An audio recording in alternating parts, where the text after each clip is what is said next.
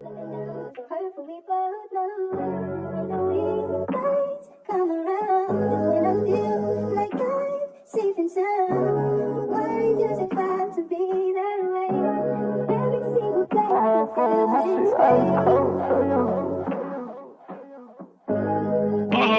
my shit ice cold, Trey Young.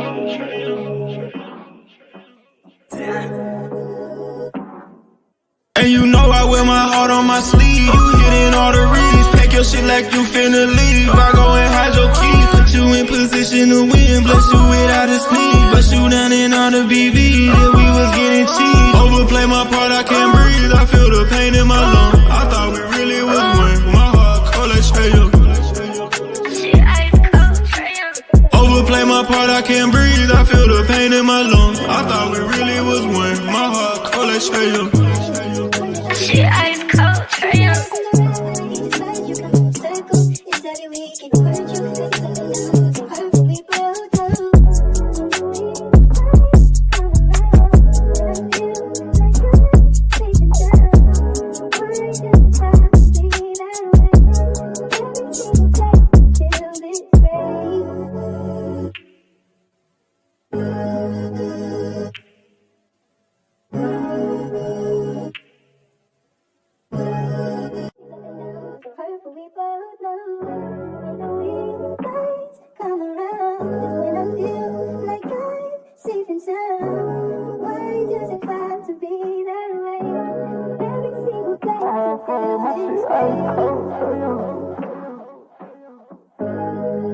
Bro, my shit ice cold, Trey Young.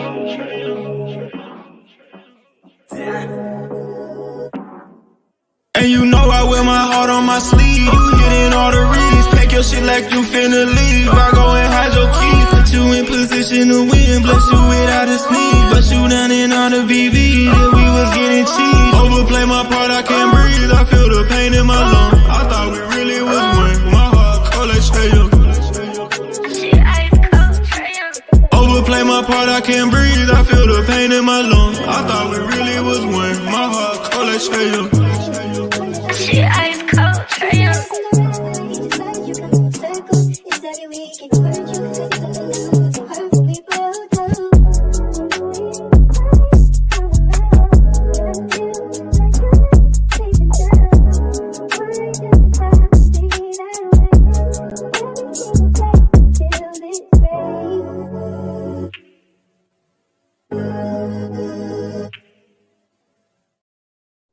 What's good, family? It's your boy, man, Demond here. We Talk Hawks TV, We Talk Hawks Daily here for Summer League recap, post-game. Yo, we got that dub in today.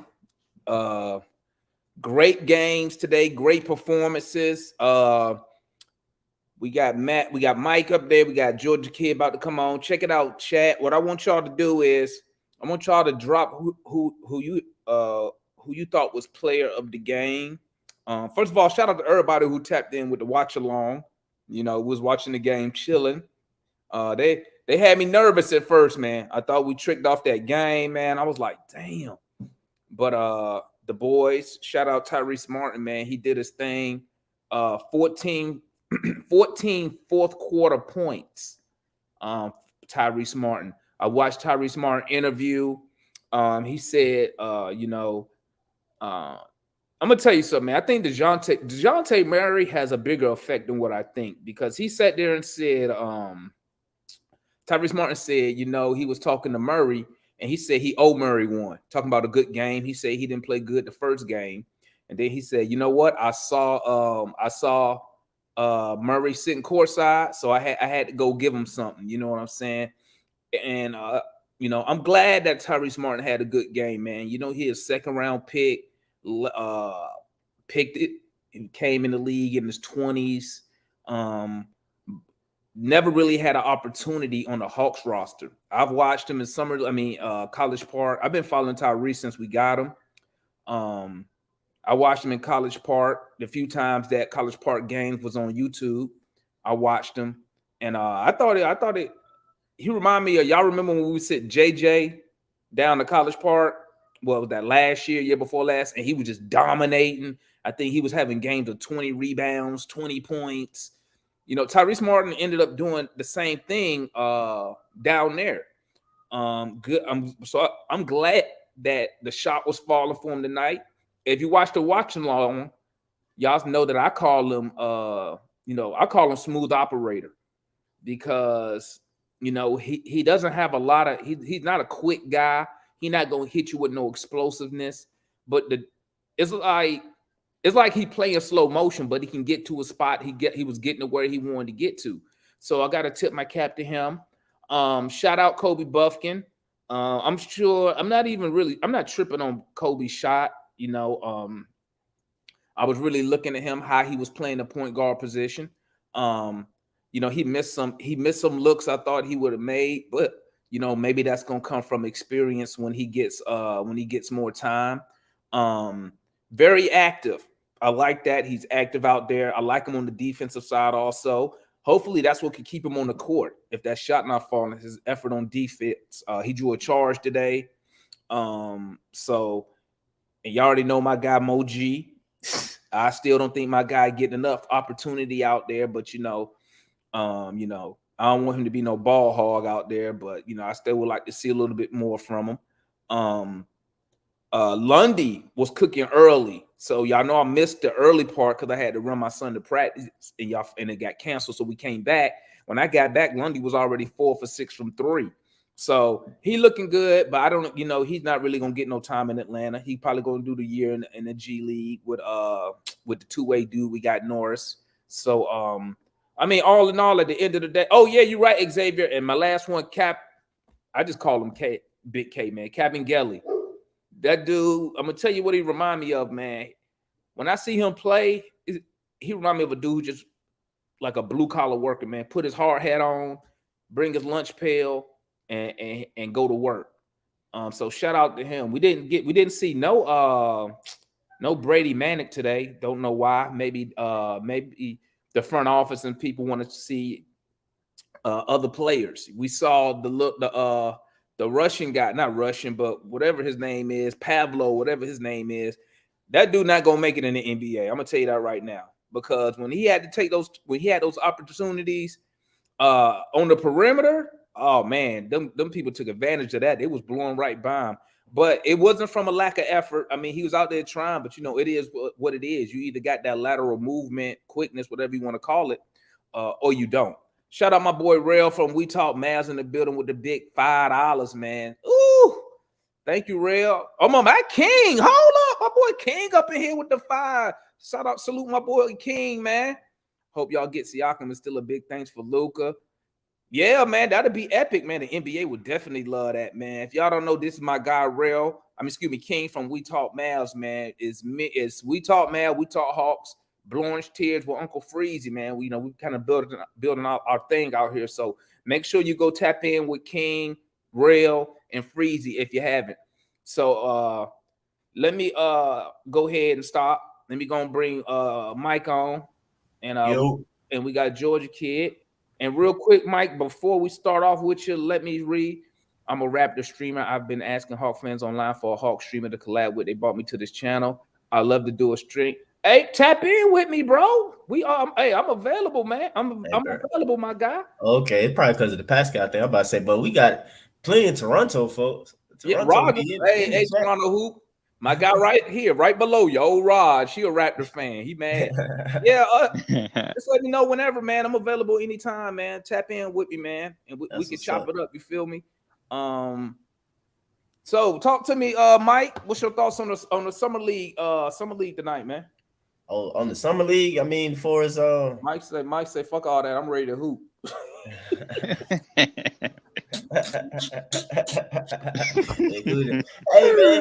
Hey, bro.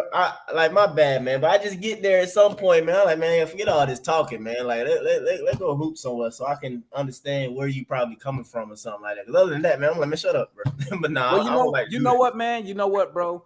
Like, and I always come in here. You know what I say? I always tell cats, I'm not a coach. Yeah, I'm a fan. So I give my perspective as a fan. Like, I never go out here in front like I'm so deep analytics guy. But you don't speak as sure. You know what I'm saying? And then too, it's just It only come up when folks Mike, start getting disrespectful with they talk. I'm like, all right, well, now, you know bro. what, Mike? At the end of the day, like I say, man, bro, ain't nobody that I know on Twitter or on this channel, ain't none of us getting paid for our opinions. None of us getting paid as scouts. So I mean, at the end of the day, you know, it's really about listening to somebody's thoughts. That's all it is, and man. Taking in what they say. What I realize with a lot of people, man, they're so caught up on want to be right, want to be correct, instead of saying, let me see what this guy talking about. Like, you know, me, I always listen to people. Well, mainly because, you know, I don't know really, I ain't deep in the game like that, the X's and O's and all that stuff. So I always listen, and especially if you're gonna provide numbers, I'll listen to you. But at the end of the day, man, you know, we do all this hooping and hollering, and like the Hawks don't give a fuck what we saying. They don't give a fuck about that. Yo, like I mean, I'm like, bro, listen. You know this. See, I get mad.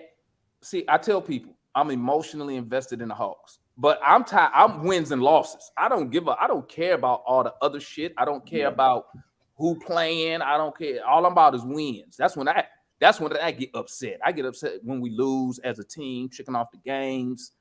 But man, listen, I ain't gonna front. I like that Twitter space, you know, because I like confusion and yelling and shit like that. See, you like I don't like all that craziness. I like that. It won't be on Twitter, but Twitter toxic, bro. That won't be on Twitter. I like that shit. I think it's hilarious, man, because people toxic on Twitter. Hey, people get their opinion, man, and they will just ride with it. Let me tell you something, man, and then I'll let you talk. I'll be quiet, man. But hey, mother freaking Matt, bro. Let me tell you something about Matt, man. He's still going, I think. He's still going. Bro, Matt will go all night, bro. I don't think they understand that, man. I don't think they, and he will sit there and he gonna stick to his point the whole time. No matter what you say, you could pull up any stat, and Matt is gonna stick to it. And I don't believe. I just went to see, they still in there, bro. They still in there talking. I'm like, bro, really? But you know, also, I think it's better if you come over here and do it, because it's different when you can see who you're talking to, man. You know what I'm saying? I think it is. I could be wrong. I think it's a big difference when I can see who I'm speaking to and whatnot. But let's go start, man. What's your thoughts on the game tonight? This afternoon, I should say. I mean, the game this afternoon, you know, first and foremost, you know, we got the W, so that's always a good thing. Hate watching the L. Second thing is that Kobe needs some work, man. He need development and work. He definitely need that, as far as I guess what we're going to ask him or what they hope that he can bring and do to the table, especially if Kobe's supposed to be our third point guard. Like, bro, like y'all heard me. I'm definitely pro Vit being that. Like you know what I'm saying? The Vit got him beat, in my opinion, as far as actual point guard and trying to be the backup point guard. Like Kobe's not ready for that. He's not ready for that at all. I mean, even if you try and play him off ball, he's not. At least as of yet, he hasn't shown the ability to like really score efficiently or something like that. You know, everything kind of looked forced to an extent. So it's just like, I'm not really a fan of that. I think he's gonna need the time in College Park and get the development and stuff like that. Mo looks good. I like when Matt kept bringing this up. I kind of wish they actually put a name to who said it. You know what I'm saying? When he said the feel of the game with AJ, I'm thinking myself, like, y'all keep saying y'all. I'm like, Matt said it. I never said necessarily that Matt don't. He don't have a feel per se, but I said that he has a feel to score. Like he does. He has a feel for scoring. Like that's what AJ does. But Mo, I can truly say, has a feel for the entire game. Like what you were saying, Damon, beforehand, you were sold and already saying that he can because of the position that he played in soccer. You know what I'm saying? I can say, based off of what you were saying, I can be like, okay, Damon already was saying that. And I mean, me just watching him play, I see that he has an overall feel for the game as far as, you know, how to move the ball, set his teammates up. I think that he would move the ball even more if he felt that it would come back. But I think he kind of knows that if he pass it, that hole getting jacked. You know what I'm saying? Like it ain't finna come back at all nowhere. Right. He gotta like, you know, kind of go get his as well. So it's like trying to find that balance or whatever though. But yeah, man, that's the main thing. Mo and Vit are two on the summer league that are the best passers and the most willing passers. Everybody else are straight gunners. They trying to get it and go. That's even Tyrese Martin. He get it. He gonna go. You know, say he gonna go try and get a bucket. Some of the other guys, I don't know necessarily why they were trying to say Lundy, I don't know. I got to keep watching him, man. I feel like, yeah, I mean, he shot some shots. I just can't necessarily say what I think that he just, do really well or this and that. I mean, that's just, probably a project player that's going to be in the franchise maybe for a couple years. They try and work with him, see where it goes, and he either going to be here or going to get moved, you know what I'm saying, in some deal or cut or released or something like that. But my main things that I take away from the summer league game today was that, yes, when Vit is in the game, the offense looked a lot better. The team played a little bit under control and the ball moved better in a sense. And yeah, and today it was Vit, Mo, and Tyrese. Really, that's credit to me for winning the game. Now, as far as MVP, that can, everybody probably got their certain ones. Tyrese stood out points wise. He dropped 21 the last game too, though. So it's not like he only had, I guess, one game over 20. I was kind of being led to believe that, listening to the Twitter space. Yeah, he scored. His first game was I think he was 1 for 8 in the first game. Second game he had 21, but it was like a quiet 21. You know what I'm saying? Yeah. Like I got you. It wasn't under where you was where like how what's the boy name how Kobe got hot in that third quarter and we're like, oh yeah. But then you look at the stats and he was 8 for like freaking 20 or something, like 8 for 19. I got you. Yeah, he didn't hit them like all in a row to where you got all your attention focused on him. But I mean, he dropped 14 in the fourth today. Yeah, in the fourth by itself. And this is the thing I'll say about Kobe, man. And that's what I was trying to explain to people. Like, to me, this is just my opinion. I wouldn't be experimenting with him at point guard because what I would want to develop first is why did I draft this guy? Did I draft him to be the point guard or did I draft him to play off ball? And whatever it is, I want to focus on that first. I want to establish confidence first in that role. Then we can experiment.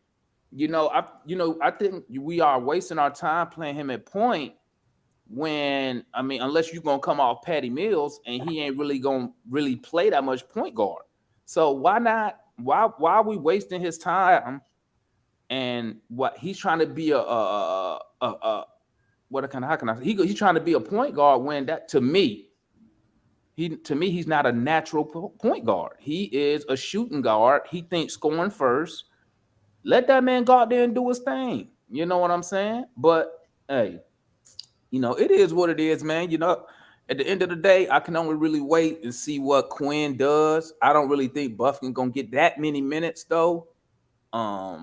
According to what I read about on Quinn, Quinn is he don't really play young guys like that. So, and that was the thing in Utah, and he had a short rotation in Utah. He was only playing 9. So, that's my thoughts on that, man. Nah, I feel you, man. Shoot, you saw Quinn in the sense do it last season, because he benched AJ. He didn't really play AJ too much down the stretch. And once he took over the team, he kind of went somewhere else. And I ain't really hear Quinn talk too much about AJ either. Somebody correct me on that if I'm wrong. We've heard Quinn kind of single out some guys and talk about them, glowingly about JJ or whatever. Like I didn't necessarily hear that when it came to AJ, but yeah, man, Kobe got some work to do, man. That's the best thing I can say, man. Yeah. Because even if he's an off-ball guy, even if he's the off-ball guy, I'm still like, bruh, I don't know. And I already told you I'm not necessarily a fan of his size being off-ball. I want him to be the point guard, but actually watching in the summer league, like remember when I talk about Trey summer league, like Trey shot horribly from the field, like he shot horrible. Yeah. I saw his playmaking ability. I saw his ability to pass the ball. That was there for sure. You know what I'm saying? Mm-hmm. Kobe, I'm not really seeing it. The only thing that I can see really is that, I mean, he plays defense. Like, I'm not gonna take that away from him. He's showing me some good defensive play and stuff like that. He's showing me the willingness to get up and play defense. He showed me some good defensive stops here and there, but that's the main thing that I can credit him for. You know, I mean, he's gotten more aggressive over the last couple games or so, but you know, like I said, aggression don't necessarily equate to good basketball play, in my opinion. You know, I just see, like, you know, sometimes kind of these bad shots going up or these drives to the bucket, and it's like, I don't know, he don't have a way out in a sense, you know, or something like that, you know, versus Vic drive to the bucket. It's a pass to an open player, catch and shoot, knockdown or something like that. But you know, so it just looked more fluent with that from him being the point guard. I hope, you know, Kobe come around, but right now I'm just kind of, I have to go back and look and see who the other people were and stuff like that. But right now I'm just seeing Landry all happy on draft day, and I'm just like, bro, I don't know why. Well, you saw the dude I kept mentioning, Keontae George out of Baylor, man. I knew this dude was cold, bro. Like you said, if you're gonna be a gunner, go ahead, George. He went pick right after us to Utah too. Oh, he went right after us? Yeah, right. I thought we was gonna get him at first, man. I was like, hell yeah, he there. That dude is a hooper, dog. Like, Utah took him with the ball. When I saw him out here in Baylor, man, I was like, oh, this dude's a hooper. Now, don't get me wrong, I didn't think he was going to the draft.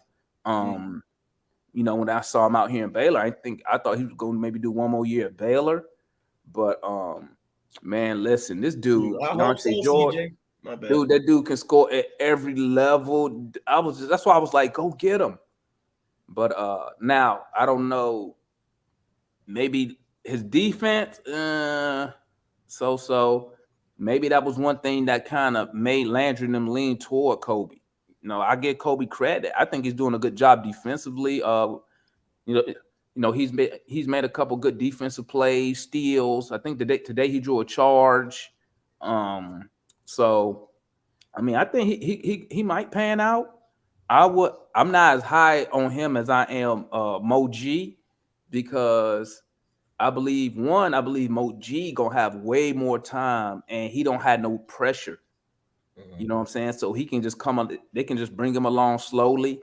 And I think with Mo G, also has an advantage being 6'11", because I think they could look at him and say, you know what? We could have, say, an injury to a Okongwu. You could bring him up and you know, just have him just harassing the basket and stuff like that due to his size and whatnot. But I'm real high on I'm high. I think I'm high on Mo G than I am. Only person I'm higher on is JJ. That's about it. I think I'm talking about just the entire team. Yeah, as far as the young players, as far as our young players. I got you. So you more high on Mo G than AJ? Yeah, I think Mo G is down the line. I think he's gonna be the better player overall. Like, he can do everything right now. Now, obviously, it's some flaws. He's gonna have to put on some size. Did you see that fadeaway he did today? He backed his man down in the paint and hit that turnaround fadeaway and one. I was like, Jesus. I like Mo G, man. Mo G, because I had to take all you guys' word for it and saw some highlights after he got picked. You know, I'm not finna say claim that I knew about it beforehand. But, you know, like I try to tell some of the guys, me personally, I can watch one game of players or whatever, and I can pick up, like, kind of what they are and what they can do and what they bring to the table. Me personally, I can be out and about.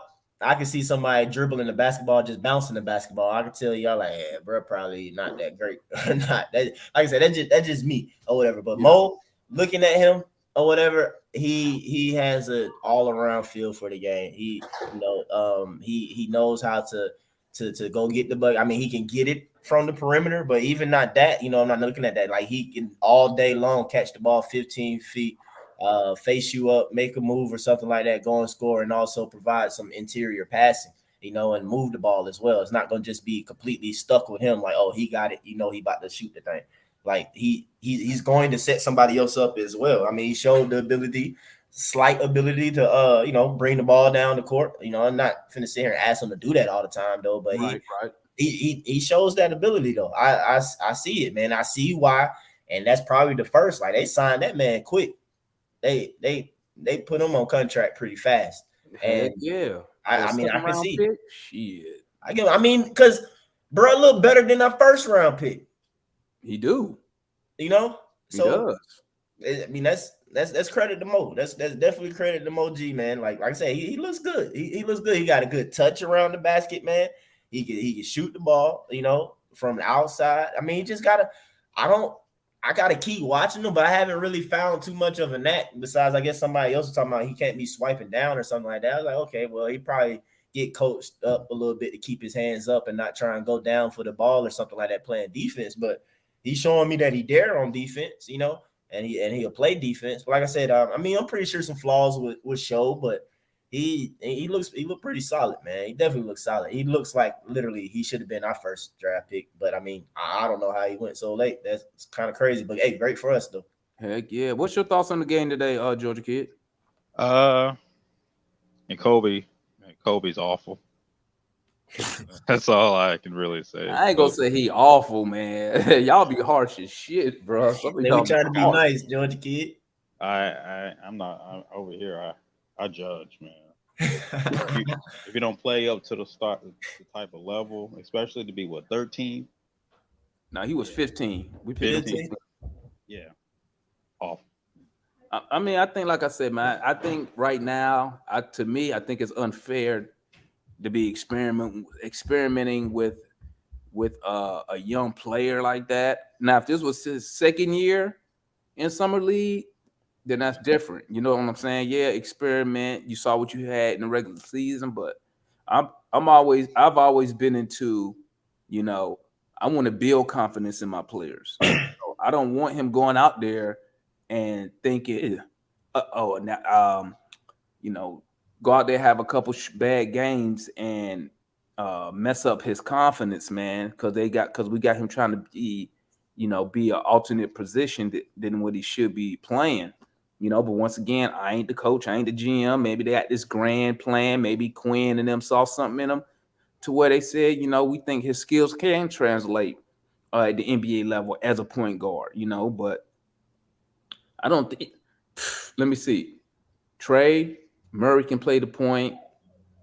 You got Patty Mills.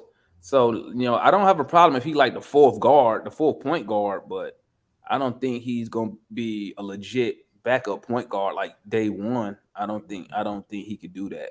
You know, that's gonna be a minute to then. Somebody in the chat said what 3 years something he'll be a star. I'm like, I hope so. You know what I mean? We all Hawks fans, so I mean that'd be great for us if he is. Oh yeah, don't get it wrong. We want the players to be successful because y'all know me. At the end of the day, I'm about wins and losses, man. You know, I don't care who on the team. I don't care who the star. I'm about wins and losses. So I hope he develop. You know, just like I tell the people about JJ. You know, I want him to develop. I want him to be good. I said, but I'm not going to sit here and overlook like obvious shit. He's terrible from three. I mean, the numbers say it right there. He's 29% from three. He's going to have to get that up. And I believe once Jalen Johnson get that 3-point, if he can get that three up to like 34, 35, you know, he's going to have a good year. You know, the problem is if he don't get it up, you know, what's going to be his role on the team? How he going to maintain a starting position when you're going to have Bay out there too? Well, not out there, but you're going to have Bay where you could put in when you need to space that floor. You know, he not seeing that floor, bro, unless he shows to be a good playmaker or point guard, bro. Like I don't see him. I almost don't see him actually. Well, I can't say that because he's a first round pick, so he gonna be here. But it's like as supposed to be a off ball scorer or something like that. I'm like, oh nah, bro. He definitely ain't finna see the main team. That boy gonna be in College Park for a minute. I mean, as of right now, the way things look, I mean, things can always turn around, but just nah. But like I tell people, man, you know, I try to tell people, I think when you're a first round draft pick, you guarantee at least 3 years in the league.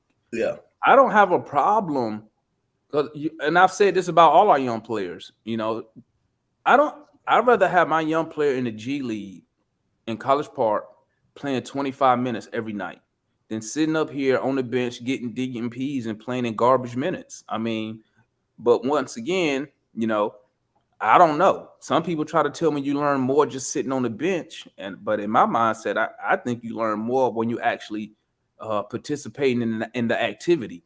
You know what I'm saying? Just sitting down watching. I mean, you can learn, but you're gonna be very limited. It's easy. I can sit here all day and think about doing something, doing a move or what I would do. But then it's different when you're out there and you're trying to execute it. You know what I'm saying? So I wouldn't mind seeing Kobe down there in the G League, running back and forth. He on the NBA contract anyway, so you could send him down there, let him play. Same thing we did with Jalen Johnson. Same thing we did with Tyrese Martin. Send him down there, let him get them reps in, get the shots up, let him make mistakes down there. Once again, building confidence, and then bring them back up. Hey, come on, or hey, somebody might get injured and we need them. Same thing. That's how AJ got his minutes last year. Bogey was hurt. If Bogey wasn't hurt, AJ doesn't play. He's not playing the Bogey healthy. Yeah, he don't play. So I mean, you never know when your opportunity gonna come across. You know what I'm saying? He sees he sees this opportunity. I give that to him. Yeah, what's good, Foot? And then I'll add this about JJ. I think it's as a Hawks fan, man, I think it's funny how it's not funny. It's pretty normal. People got their favorite players, man. And I tell people that all the time. I say, listen, I'm not a player fan, bro.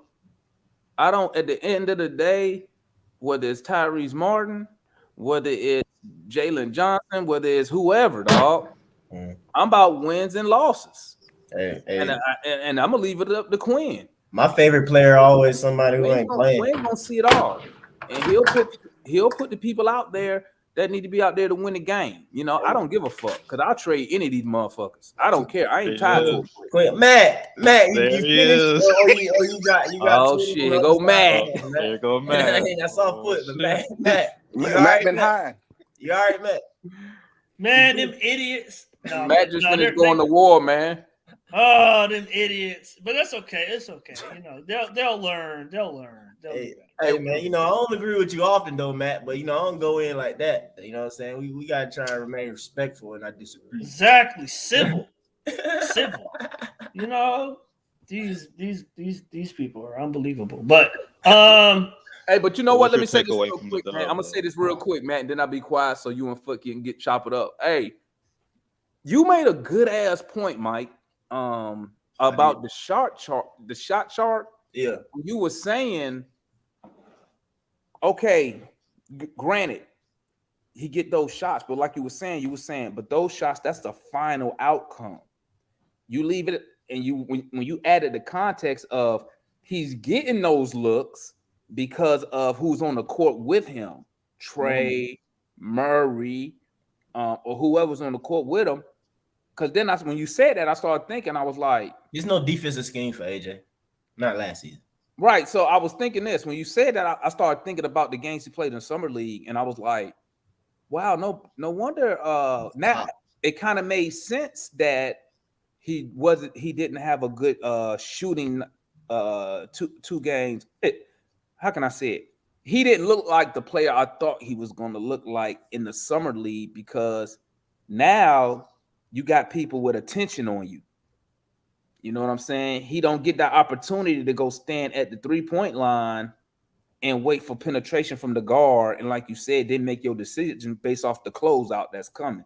You know what I'm saying? And when they were like laughing, I was like, but that makes sense. I didn't understand the logic when they was like, nah. I was like, but that does make sense. Sometimes it does matter who you on the court with. That's why I can't just, y'all know me, I say it all the time on here, bro. I can't just spit the numbers out, bro. Even just in a watch along, and I'll be quiet real quick so they get to it. Like with Vic, you know what I'm saying? I literally have to point the stuff out about Vic because most people gonna be sitting there saying like, oh, the percentage number, this, and that. I'm like, no, look at this, bro.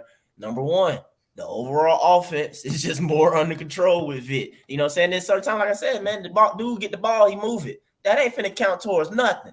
But for me, as a coach and understanding the game of basketball, that is big. That the ball moved and just sit there and get to somebody that they finna sit here and try and do some extra crap and then force some bull. Like it's a flow with him on the court. You know what I'm saying or whatever. But yeah, like stats, they play a part into the game, but at the same time, yeah, it's I gotta kind of still pay attention like the how. You know what I'm saying? And somebody put up the highlights of it, like AJ, he did it. He got some moves in there when he do his thing and everything like that, though. But just more often than not, man, it's like like we tried to explain or whatever. But I mean, I tried to make it clear that I was saying AJ is a great shooter. I'm like, dang, bro, y'all make it sound like I'm just saying AJ just trash or something. Like AJ can shoot. Like he definitely a great shooter. That's his main thing. And I feel like Matt said the same thing. You know what I think it is, man? I think a lot of those guys see AJ as like a star. I think that's why like Nate and them always bring up he's 19 years old, which I mean, at the end of the day, okay, yeah, that is true. He is only 19, but I don't think like he's gonna be some star level player. Now, once again, I could be fucking wrong, but at the end of the day, I'm one of the motherfuckers. I don't give a fuck because all I'm about is fucking winning. You know what I'm saying? So look at Mikey, Matt. Hey, Mikey, you need to give Matt and Mike a check because they had your space jumping. I'm saving it from now on. We talk, man. They had jumping, bro. They still over there talking that? They probably, I don't know. I left. I don't know. Hey, tell them come on over here, man. I definitely lost some brain cells. Hey, the funny part is, like, it's just funny to me how like people just can't listen and then disagree. But bruh, some of them cats is like they gotta be emotionally invested in these players, dog. Like me, I don't give a fuck about these players, dog. I like them, but guess what? I trade any last one of them motherfuckers for the right player. You feel me? It's just when you bring up age as a excuse or as a proxy in your overall argument, like you lose steam to me. Like age, like you're making the assumption he's going to get better with age. He could just be a good shooter and that's it. I mean, for me, man, I'm just talking about right now. Like me and Demond talk about, like I'm too old for all that. Girl, I don't know how old they are, bro. I'm not looking no 4 years down the line. I'm talking about going into this season and trying to win a championship, or we'll get many wins as we can. And I feel like Tyrese should be in the rotation, man. Like he should get a shot, bro. He should get a shot. Yeah, I think I think they've tied themselves to AJ Griffin. Because he hit some game winners. Well, don't bring up them game winners, but I hate when folks bring up them game winners like it was just something, bro. That's all he did. But even so, I won't say it's all he did, but the game winners wasn't like he got the ball at the top of the key, broke somebody down off the dribble, stepped back, and shot a shot or something like that. Bro, come on, man. Like, I really, and then two people bring up a lot of stuff with AJ or dismissing stuff with Tyrese Martin, but I've heard Hawks fans bring up G League numbers with JJ, with Reed Cooper, with so many other players. They bringing up true shooting percentage. Everybody just dismisses John Collins' true shooting percentage. Again, I ain't no big John Collins fan like that. I keep trying to say that, but it ain't no denying when you looked at all the shooting percentages and breakdown stuff, John Collins was top.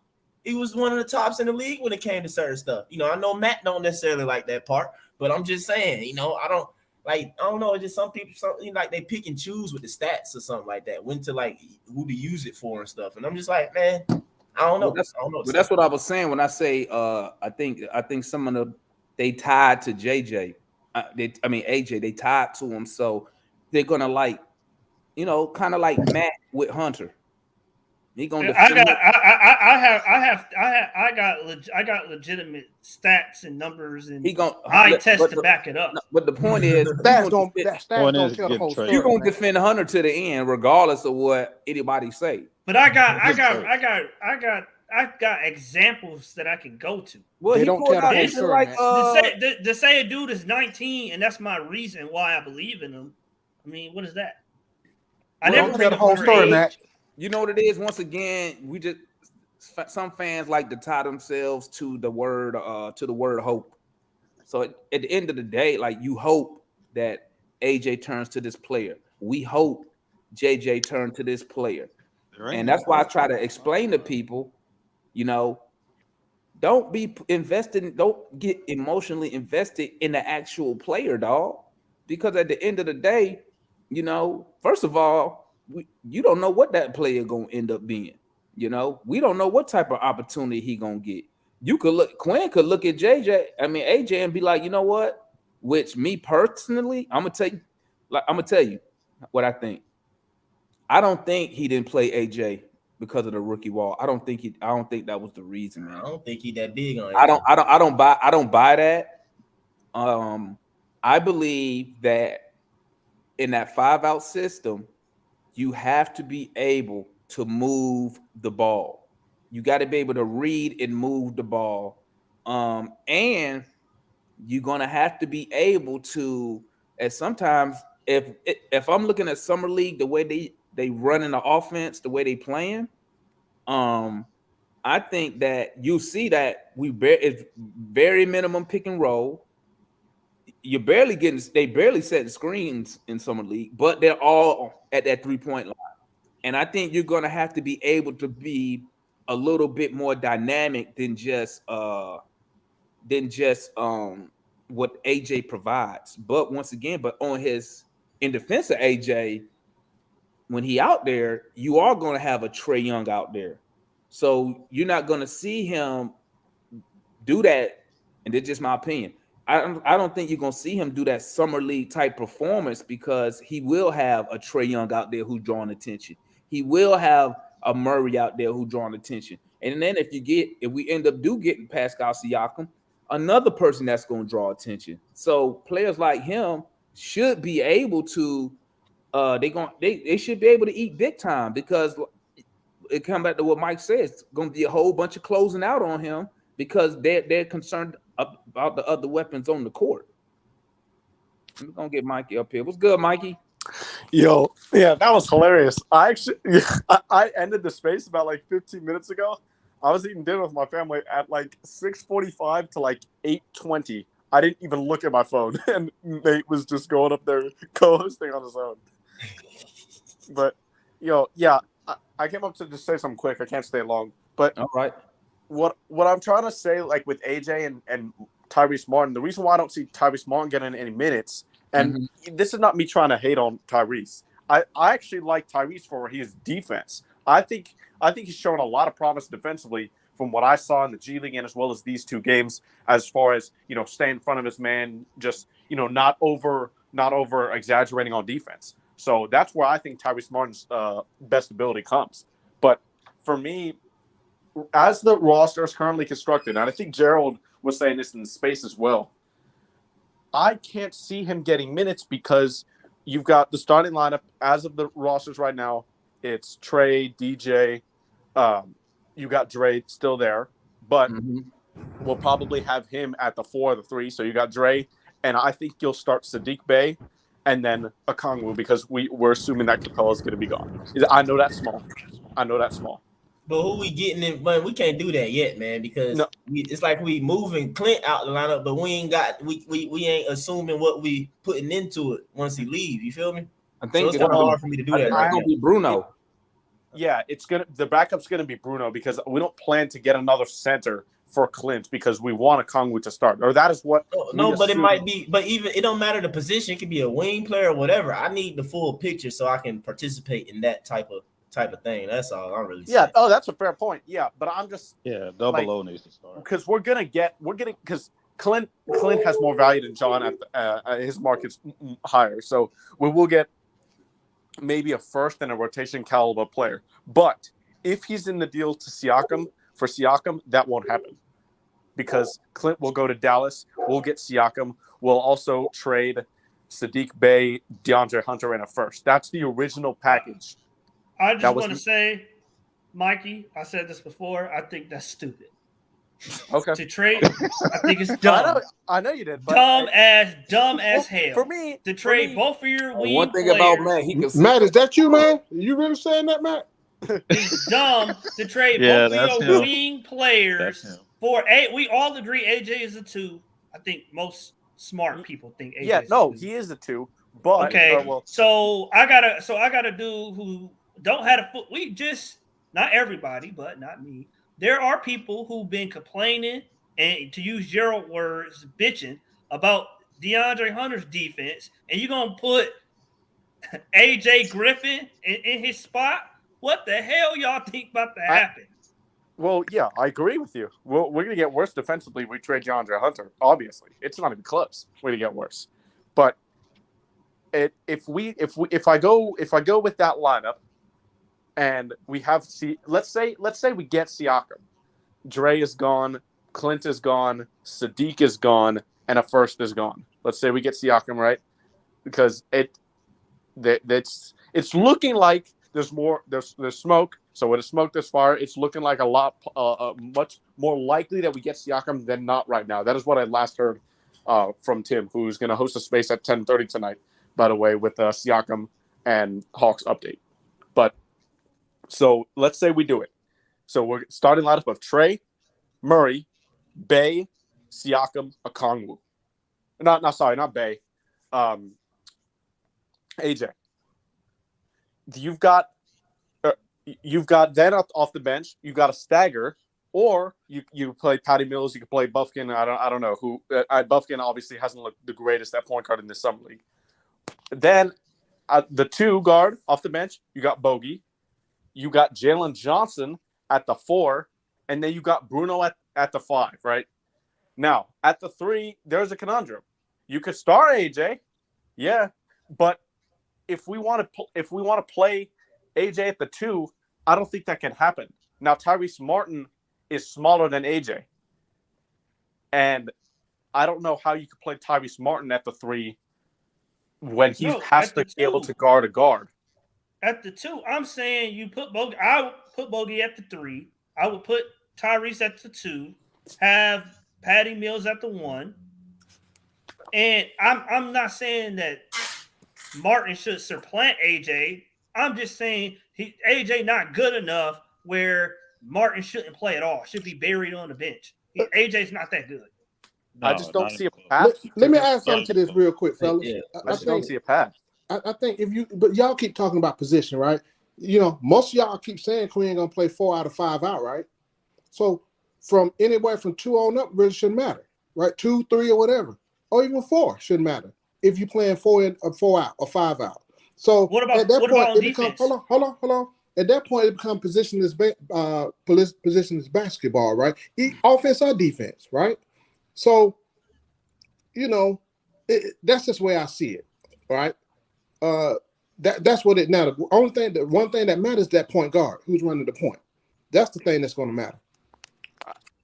I just don't see a path to where Martin gets a rotation minutes because the Hawks have prioritized AJ. I mean, I would definitely prioritize AJ. He probably won't, Mikey. I mean, realistically, you're right, bro, and that's what I'm trying to bring up too. I mean, that it's politics into it as well. I mean, whatever you want to call it, contracts, man. Tyrese's contract ain't gonna force nobody to try and pave a path for him either.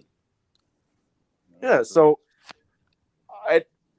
to me, and we see this differently. To me, AJ is miles better than Tyrese Martin, but I know there are people that think differently. And but differently. to me, this is not me hating on Tyrese Martin. I want to be very clear. I want that to be very clear. I'm not hating on Tyrese Martin.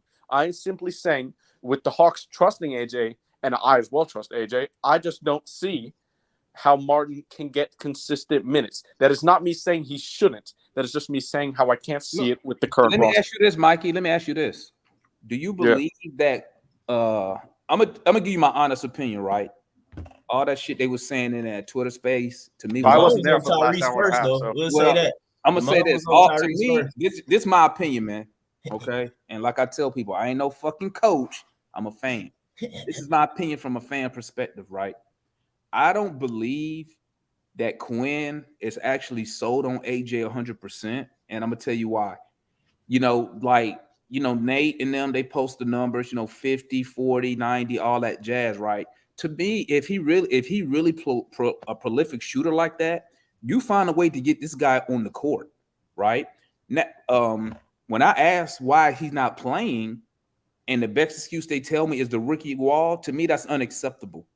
I can see that. That wasn't the reason though. Ticket, you missed the first space the other day. That's what the dude named Show told me. One of them did say it. I wasn't there the other day. I heard it today though. They told me the rookie wall, and this is what I'm saying. If he is a prolific shooter, you find a way to get him in these games, even if you giving him limited minutes. I think a lot of his a lot of fans that was in that space, I think they think that he's going to be a star. That's why I think they're so high on him, right?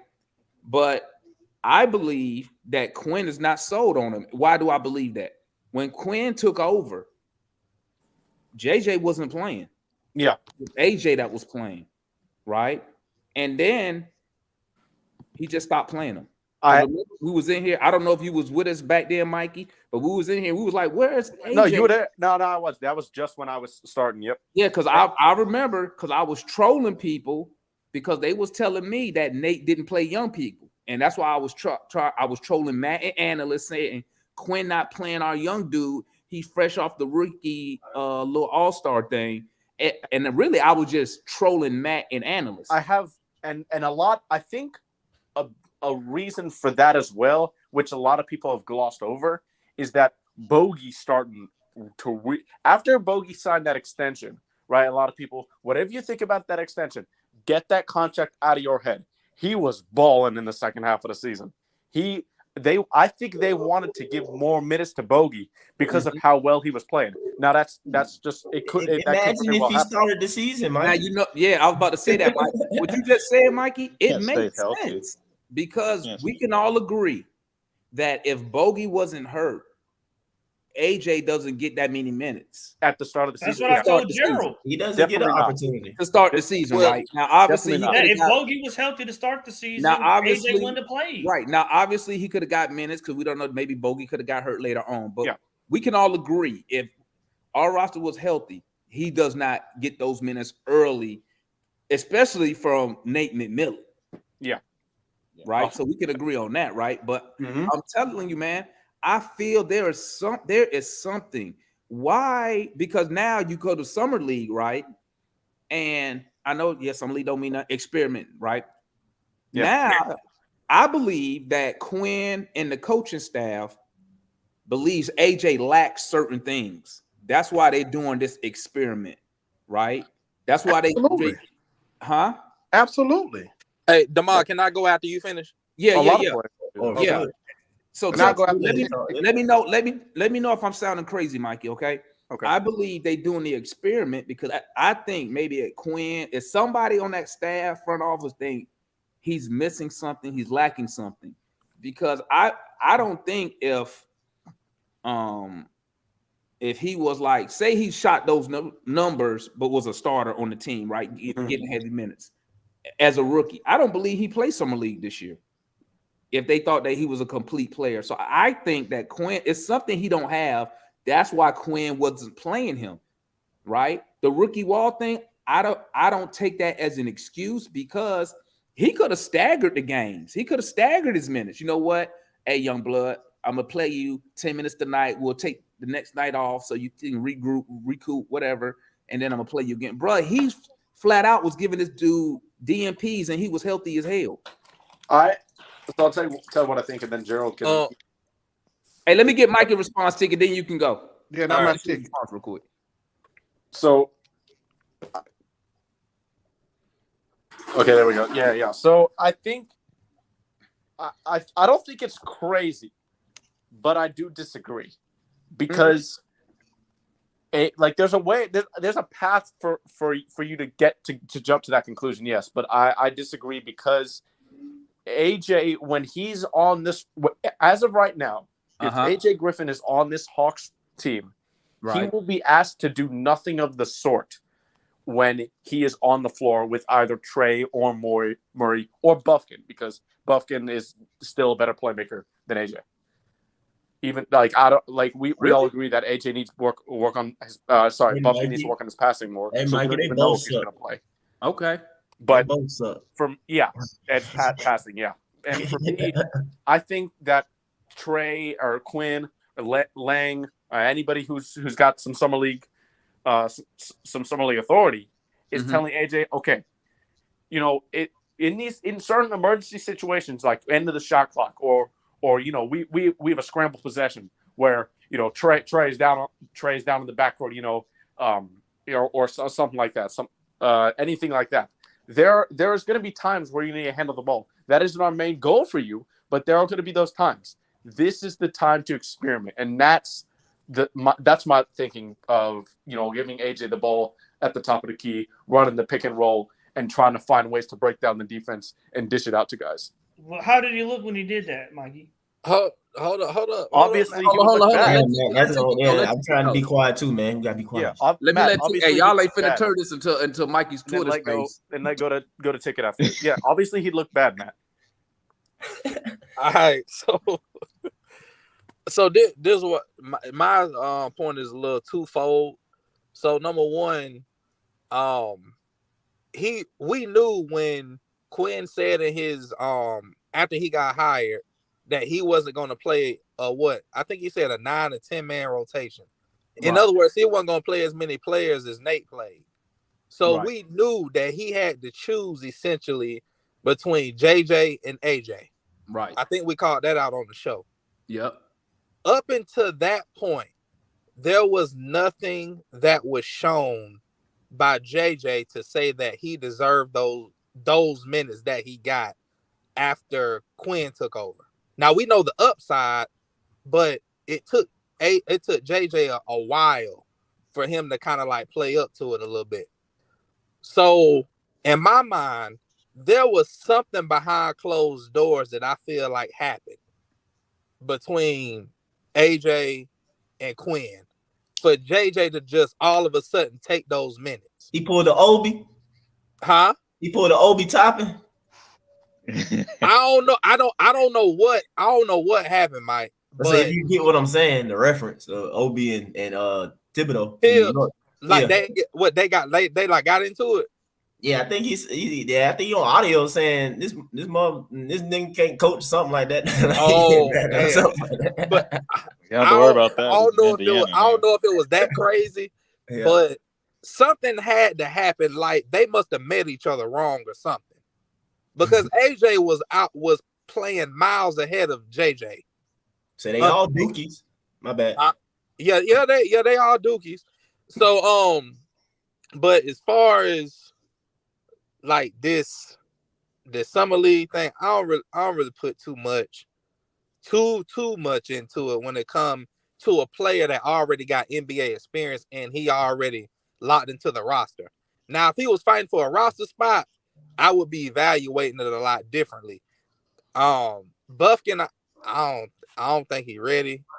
Not yet, at least. Not from what I saw.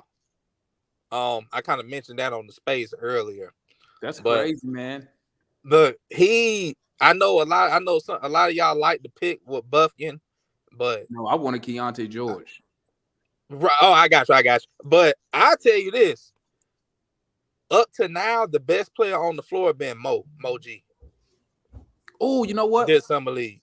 His rookie card just came. I gotta go get out the mailbox. What? You got his rookie card? Demar gonna hit on one of them. He said he wasn't playing. I might need to get one while it's cheap like that. You better get it. Oh, hey, Demar. Oh, real quick, and then Foot, you go. My homeboy, he do tickets as well. He like collects like memorabilia. Mm-hmm. He got like one of the first how you say the Argentine soccer name? The legend, Maradona. Diego Maradona. The dude that just died. Yeah. Man, he got his jersey, bro. He's sitting on some gold. Yeah. If it's authentic, yeah. Yeah, it's authenticated. Yeah, Man, I would never sell that ever. Right. He said he wouldn't. But go ahead, Foot. Yeah, let me start trying to catch up with some stuff said earlier too. But let's get on AJ, right? I think and Demar, you hit on it earlier. Fans overhype these players. The kid is 19. JJ is what? Not too far behind him, right? Mm-hmm. Let the kids play and develop, right? You know, AJ is one-dimensional, right? AJ gonna hit the open three, right? He ain't gonna create a shot. He ain't gonna be quick with it. He's just gonna get to the open spot and pull it, right? He don't have a bag, so you know people clamoring for him to do something. He trashed on defense. Let's just keep that 100. Let's get that on over with, right? And that's it. We got to stop overhyping these kids. They literally are 1 year out of high school, right? some of them graduate high school at 17. So we gotta let them develop and see what they do. He hit an open three. That's what he does. He shoot open three. That's all he does. So I was surprised to see him back in the summer league, right? Then also, My bad, man. This thing. huh? Oh my God. I'm sorry. No, Oh my God. no. I'm sorry, man. That made me laugh, bro. I'm sorry. Hey, Well, he done lost his Kev mind. played the better defense. He done lost his mind, right? Oh, that's And funny, man. damn it, you made me forget. So What you we were talking saying, about earlier Foot? when I Oh, first my came bad, on? Foot. I'm sorry. Oh no, bro. you You were good. talking about it being 19. Yeah, You're talking they about 19, AJ. right? So let's talk about what Michael was talking about, the groupings and who does what, who, what, where, when, right? Mm-hmm. I'm gonna say it like you said, Mike. What you gonna do when Clint gone? If they get rid of Clint, that's been my whole premise of it. Not just replacing Clint, but replacing that person in the starting rotation, right? What are they gonna bring to the table, all right? So you gotta look at that. You gotta look at multiple ways. And another thing, I remember what I was going to say now. Get off these stats. Everybody talking about stats, this, that, and another, right? Stats only telling part of the story, right? Especially these advanced analytics type crap. That's all it is was some mathematician sat in the room, came up with some fucking analysis. That's all that those advanced analytics is. You got to take what you see on the floor, who's on the floor, and what they're actually doing, not how many shots they had, because that tells you why one dude switched one team where he was trash and then come here be an all-star, or vice versa. That's why those things happen, because Hey, it's y'all, more than just that. Hey, real quick, Foot. My bad. Y'all hold it down. I gotta go to Man, go get your card, get my bro. rookie cards, Go man. get your card. And I mean, that's all I got to say. Whoever next can go. What was the initial question? I don't know. I don't even know. I think it was just feedback. Welcome back, No, Matt. we were just doing the initial thing. Was Yeah, we you were get just doing feedback. first of all, we were just doing a recap of summer league game today. Oh, my bad. Let me That was the first thing, and then we were just shooting the shit. let me address that real quick. My Oh bad. man, pockets. So with the summer league thing, right? So like I said, the best player right now for me, like Ticket says, Moji, right? And but seeing some great things out of Martin is great, right? Because see, now you're looking back what he was doing in college, right? He looked like he's himself again. So that's great to see. But I'm not putting a whole lot of weight into a lot of these dudes just yet. I like our players to develop. Now, Vic, I know I be messing with Mike, but Mike, right? The Florida ball, Florida offense, everything's different with Vic, right? My only issue was last year, after I researched him, dude, I need you to be aggressive.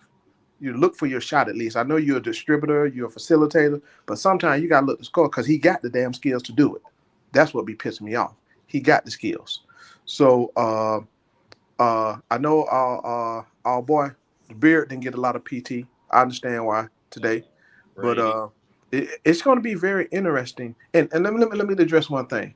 Bruno is not a second string player. He's not a freaking reserve. I'm sorry.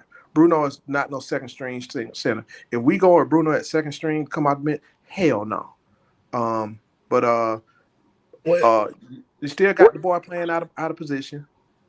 What's the kid we drafted? Where you think Moji gonna play? Huh? Where you think Moji gonna play? Wherever, because that dude brings energy. He's bringing a lot of things to the table right off the rip that you need. Hustle. He can create a shot. He can shoot the long ball. He doing it. He can do a lot of things, man. He can do. I said that the first or second game. Hey man, JJ better step up, bro, because he gonna be taking his minutes. I hope JJ develop what I've seen him do in the circuit if he just get his head straight. But I like that Moji. But shout out to Demond. He was on him day one. He was. And once I researched him. About him. Yeah, once I researched, I'm like, oh, okay. They showed me a video. I think Matt or Damon sent me a video of Moji, and I was like, oh, he better than the Kongwu. I think Matt was putting that out when Matt was on it too. I think Matt put that out there earlier. Yeah. Matt was high on him too. Yeah, and I'm like, like I said, I ain't watched college ball, so I ain't know nothing. Yeah, did y'all see them 2 blocks he had today? I said, "Ooh, I like that pick." Mm-hmm. So shout out to Matt. One time for Matt for a change. Good work, Matt. You hit it on you hit on Moji so far. Yeah. So so I'm like I said, don't put too much stake in the summer league, but what I see that's different that I hadn't seen in the years, this team is competing, man. And if you look at all the past summer league, this team look like trash. Like they didn't want to do that. I don't care who you have them for. They just wasn't giving that maximum. They weren't competing. And I think a lot cost effort. So hey, we'll have to wait and see. It's gonna be interesting to see what this roster, who they keep. It's a couple dudes I might want to keep a little bit, but we ain't gonna be able to do it. So it's gonna be interesting to see what's going on, right? And that's all I got. Yeah. First off, we keeping Tyrese Martin. Oh my God! No, we keeping Tyrese Martin. Okay, but so I mean, overall of the game, Mo called that from day one. I really liked him when we picked him. I wanted Cam Whitmore. I'm not gonna lie, with her in the top 20, but Kobe, all right. I think he'll be once he get out of this thing where he feel like he got to score to legitimate himself. He'll be all right, but I think the passing is there. He just kind of 19, kind of throw some wild passes out there to dudes who can't catch it, but.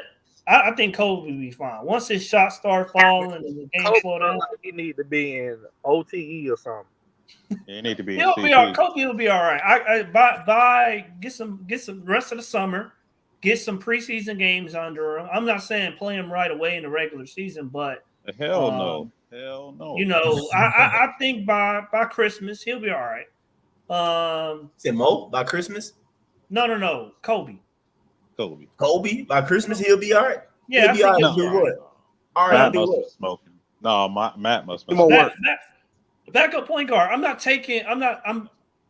because to me when I watch him play, I'm not worried about the turnovers. We gotta give a vote. A lot of those he's just throwing kind of wild passes to dudes who can't catch them. So I'm not really worried about that.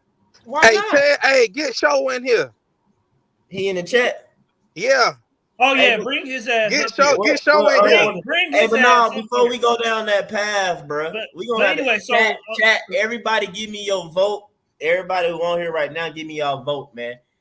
Right now, if we had to pick our third point guard, our third point guard, because DJ and Trey count as 1-2 basically, even though they're on the floor at the same time. But our backup point guard, y'all running Kobe or y'all running Vit for backup point guard? I'm running Vit. Kobe. Vit. Kobe all day. I'm looking to run that offense. Yeah, I don't know about Kobe, bro. I don't trust Kobe running no offense in the NBA, bro. No. He said by Christmas. Okay, all right. Let's look. Vit. Everybody saying Vit. Jules saying Kobe. Vit is not a good defender, right? He's not a shooter. He can be a Kobe isn't either. Well, I mean, I'm the only thing Kobe got. The only thing Kobe got on Vit is I'm trusting his college numbers. But I'm saying, so Vit got to be a really good defender and a really amazing passer to make up for his defense and his lack of shooting. I think Show backstage. Yeah, he is. I see him chat. No, hey Matt. No, we at point guard, somebody need to run the offense. We don't need a score. But remember, and then on top of that, though, we don't want to hear no defense talk coming from Matt, bro. Like, not from Matt. Nobody want to hear. Mike, y'all got to Demond be capping. I never said I don't care anything about defense. You said we know what you said. We ain't gonna get into it. Oh, Mikey think Vit a good defender. I don't know where he's not a bad defender. Mikey, come on, Mikey. He's not terrible, but he's not going to guard necessarily probably the one most likely because you see how they play him. And not you, Mike, and I think Foot liked him too, but especially analysts, most of Hawks Twitter hated DeLon Wright. So why would I get? And they were wrong. And they were wrong. I They like were them. wrong as hell. I like them. I stood up for them. A lot of people didn't. So like, I to get a bigger version of them, I don't know about that. How I feel about that. They're different. They're the same player. I mean, yes, Vic is more athletic. He faster. No, Vic. The ball, but I'm talking about what you're missing. What Mike keep talking about, right? Especially at the point guard position, you need somebody to run the show. If you don't have a good point guard to run that show, the team is trash. Straight up. But if we got the movements, the cuts, the motion, I don't really necessarily need a point guard. Again, yes, you do. Yes, you do. Yes, you do. Yes, you do.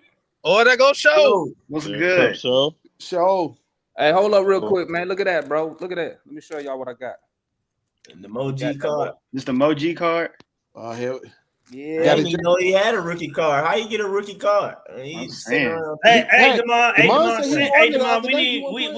we need to go half on that, Demond. It's holographic. You need to cut that up. Yeah, we can't even see that shit. You got a green screen up.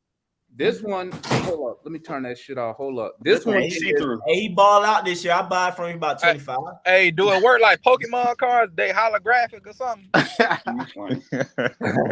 feel like Pokemon got that from sports cards. I feel like top cards and everything been doing that before Pokemon dropped. Probably. Hold up. Let me turn this damn green screen shit off. Hold up. So I can show y'all. No, I got two. I got one. They're the same card. Except one is autograph refractor. It's only 30 of those. So I can get them about the rest of them up too. Demond, you need to send me. You need to give me my draft night credit and send me the other one. Hey, what does autograph refractor mean? Refractor is just it's a limited card. So like you said, it's only 30 of them joints though, what? So this one is number 23. This number 23 or 30. I'm trying to get out. Oh, this thing's so fucking cold. Hold up. Let me show you. Hey, Demond, let my other count in so I can end this one. Okay. All right. All right. While Demond do that. Yeah, y'all go ahead and back chop it what up, I was man. saying about Vic. Okay. Hey, salute. Hold on. Let me salute my guy Show for tapping in, man. Yeah, man. RJ. Oh, so he came over to the I say the good side, Twitter the dark side. Yeah, Twitter definitely the dark side, that's for sure. Hey, y'all gonna chop it up, man. I gotta go in the garage real quick and fix the car. Oh, okay. Hey, bro, don't take the cars in there, man. Yeah, you want to come back. Make sure you don't fall asleep. Yeah. Them cars don't have no value when they get out the garage. I'll be back.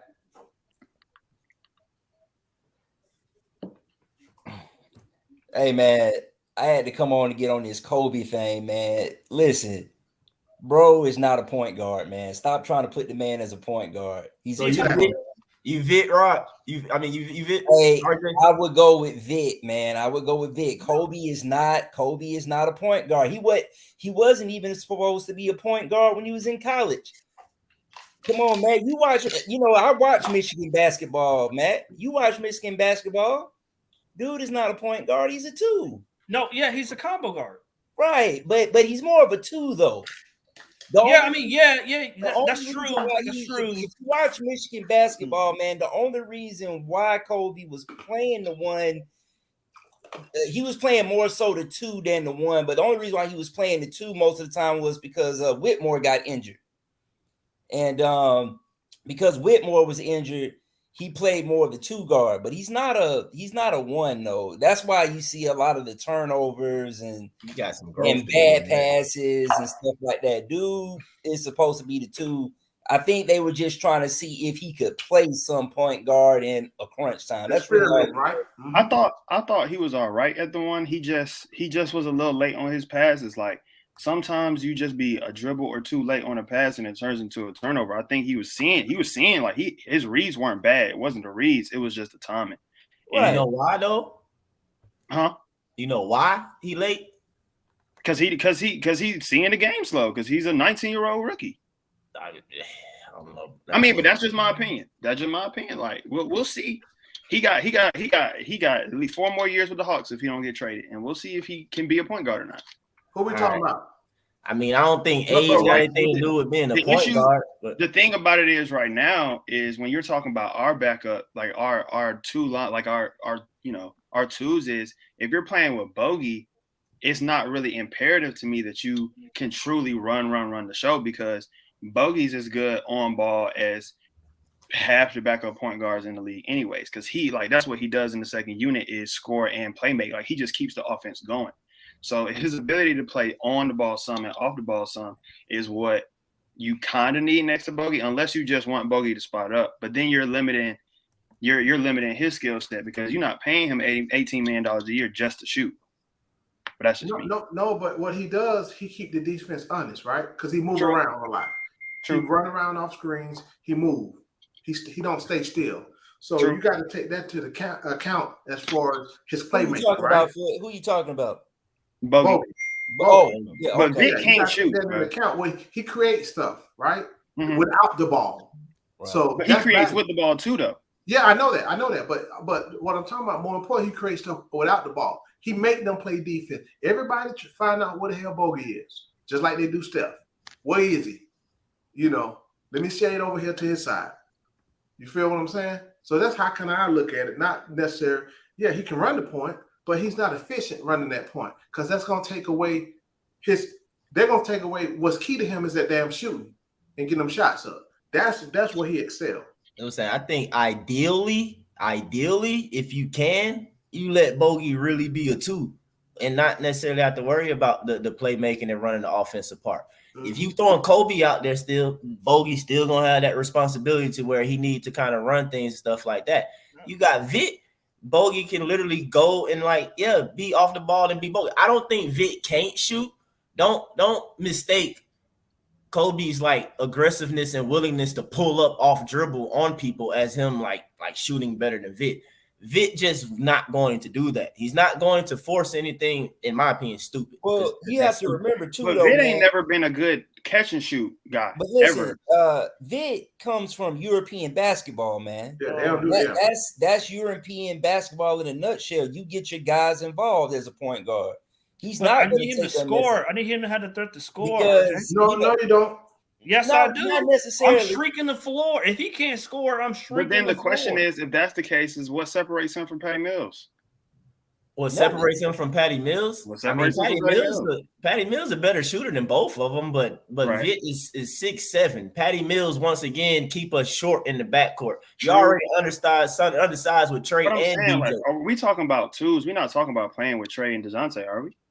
We talking about the backup, but at the same time, the way I see Vic offers at times where one of the others on the court, when there's a Trey or a DJ on the court, Vic literally opens them up to be off ball. Everybody begs for Trey to be off ball. Vic will literally open that up for Trey. I just think he's too anemic offensively and a bad defender. And passive. He's so passive on offense. I don't think we really know if he's anemic offensively because we know. When he's playing in the Hawks jersey, that's hard for me to hear though. Passive on offense, but like your point guard, if they passing, how's that a knock? Like you gonna be passive if you passing. What I'm saying, if you're passive to the point where teams not even worried about you trying to score, that's just not a good look. If you're going to be handling the ball. But literally, have we seen people not guarding Vic? Like y'all talking as if people literally not guarding him and hanging off of him. So people just straight up not guarding Vic. Well, I ain't seen that in the NBA for sure. I think in the regular season they wouldn't guard him. Because like I said, it would cramp the floor for everybody else. It would compress the floor. But again, he can't shoot. He would close out if he dribbled, but it's not like he has a pull up 2 games. He's either getting to the rim or he's shooting a catch and shoot 3 or attacking off the closeout. Because he really can't shoot like that. It's nothing wrong with a point but y'all love JJ though, and we want to throw JJ out there. But JJ can play the same argument they use with Clint though, right? He play defense. I don't know. It just be back and forth, man. Basketball is basketball. This new age basketball got y'all jacked up. Exactly. I'm used to a point guard being a point guard. Like Jason Kidd, they called Jason Kidd acing for a long time, bro. Back in them days, they're running half court sets. They coming down, running the set. Bro, like when basketball get real, it's gonna be half court regardless. I tell y'all that all the time. That's why They we don't suck understand when that, it come Mike. playoff time, because y'all too busy trying to run up and down and not play no defense. They don't When run up and basketball down. gets real, I'm it saying, gets but you talking physical, about Vic. it slows down. But you talking about Vic, and Vic can't play no defense. No, Bro, the his defense defense ain't ain't as bad bad as y'all y'all keep making talking it about seem, bro. It His ain't defense good. not that bad. It ain't It's that bad. not Like, that Kobe. atrocious and bad. We got other quote unquote bad defenders. If y'all excuse them, I mean, why not excuse Because their them more? offensive ceiling is high enough to excuse. No, they're not. Who? Who you want to say? Even I was ragging on AJ earlier. His offensive ceiling is higher than Vit's. And Man, Jewel, he's that's all what trash, like bro. AJ props. Trash. Hey, listen, There you go, man. Matt. Here's the thing, man. You don't Few and always far have between, show. Few and Hold far on, man. But seriously though, you don't always have to have a point guard that's going to drop 18 to 19 to 25 some points, man. If he's getting there, if he's distributing the ball at an elite level, and those other guys are taking advantage of that, I mean, I don't really see anything wrong with That's it. great, but he don't play defense. Like I've never seen him Let play me ask defense. y'all something, right? Do y'all know what? He got a block today, but he don't play defense.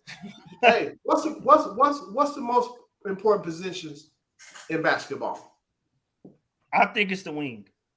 The wing? Why? Because they kind of control the offensive side of the floor, and defensively, they're typically guarding the best opposing player. No. I think it's a 1 in 5. Nothing runs without them two damn guards. Right?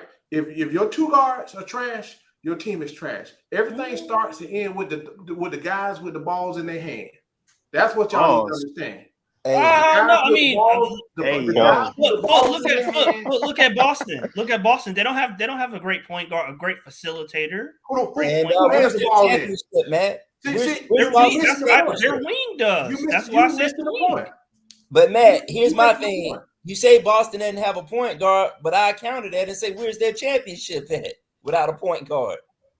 I mean, yes, you need a point. We got a point guard. We're talking about the backup. We're talking about a backup. That's what I'm saying. I think it's the 1 in 5. I just say this: you don't need your backup point guard to be dropping points, man. I just need my backup point guard. The only thing I need my backup point guard to do is 1, not turn the ball over, okay, and 2, get your guys involved. That's what I need my backup point guard to do. And if he can play a little bit of defense, hey, I'll take that too. But I really just need him to be the dude that's distributing. And I need him to not turn the ball over as my backup point guard. That's all I need. That's all I need. If y'all do the same thing, Matt, Trey you turn the say ball you coach, over right? too. Matt, you say you coach, right? What happens if your guards ain't good? The two they're handling the ball. What happens?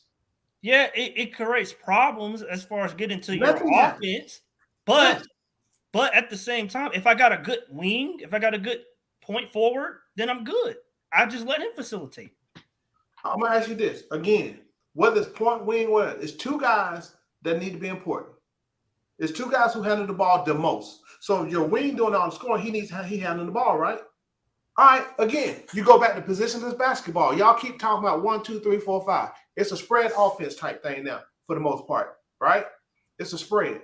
Who handles the ball the most, right? It's gonna start and stop with the two people who handle that ball the most. Because if you ain't got two guys, one you might halfway get by.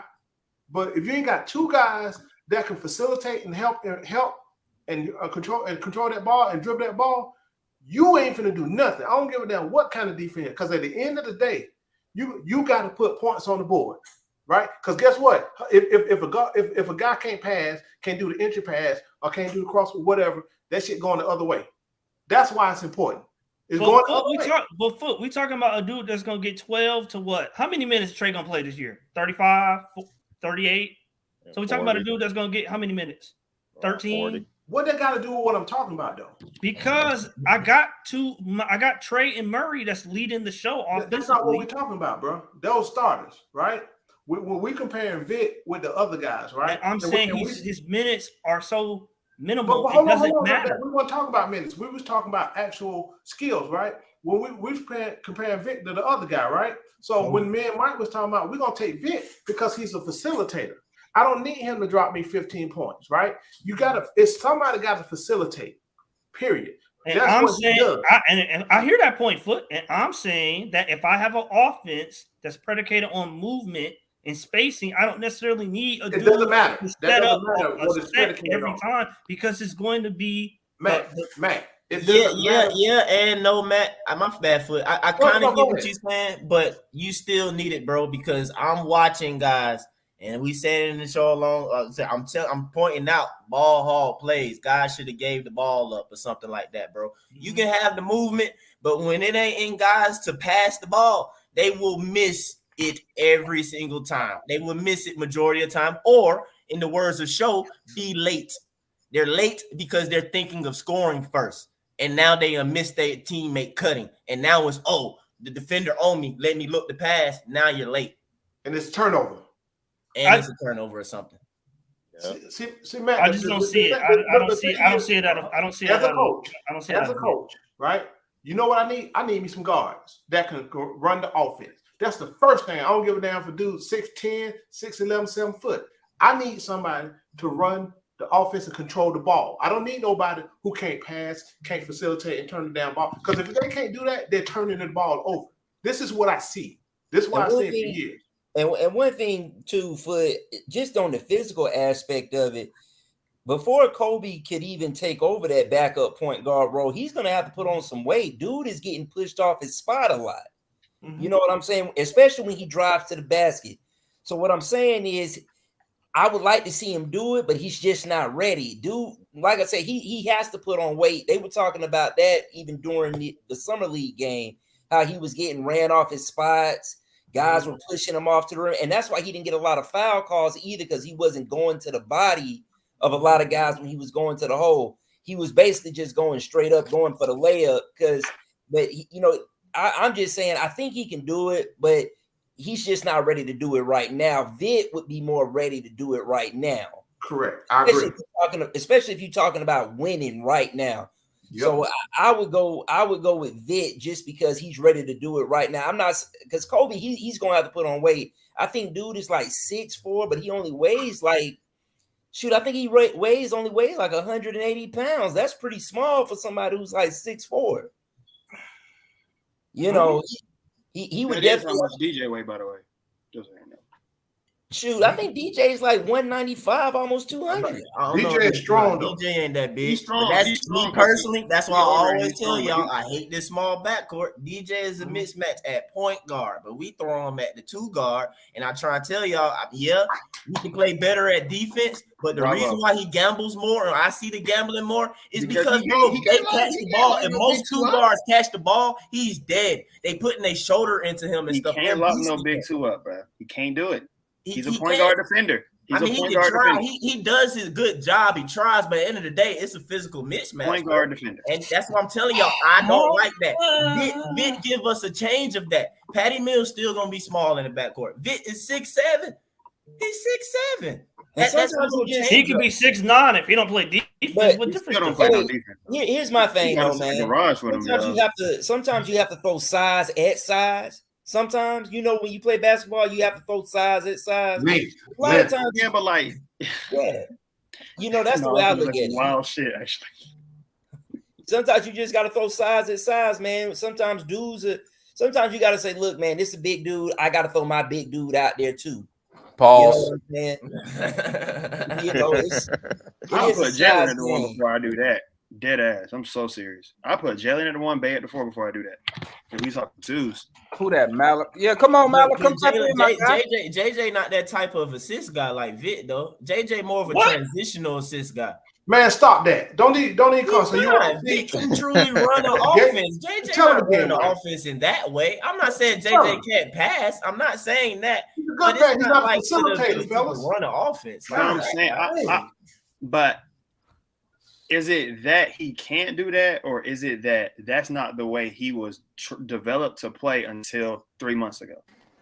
JJ, because he was a big until Quinn showed up, saw him dribble, and said forward.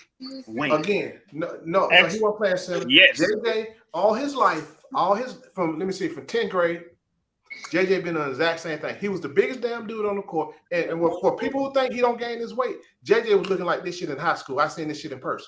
Right?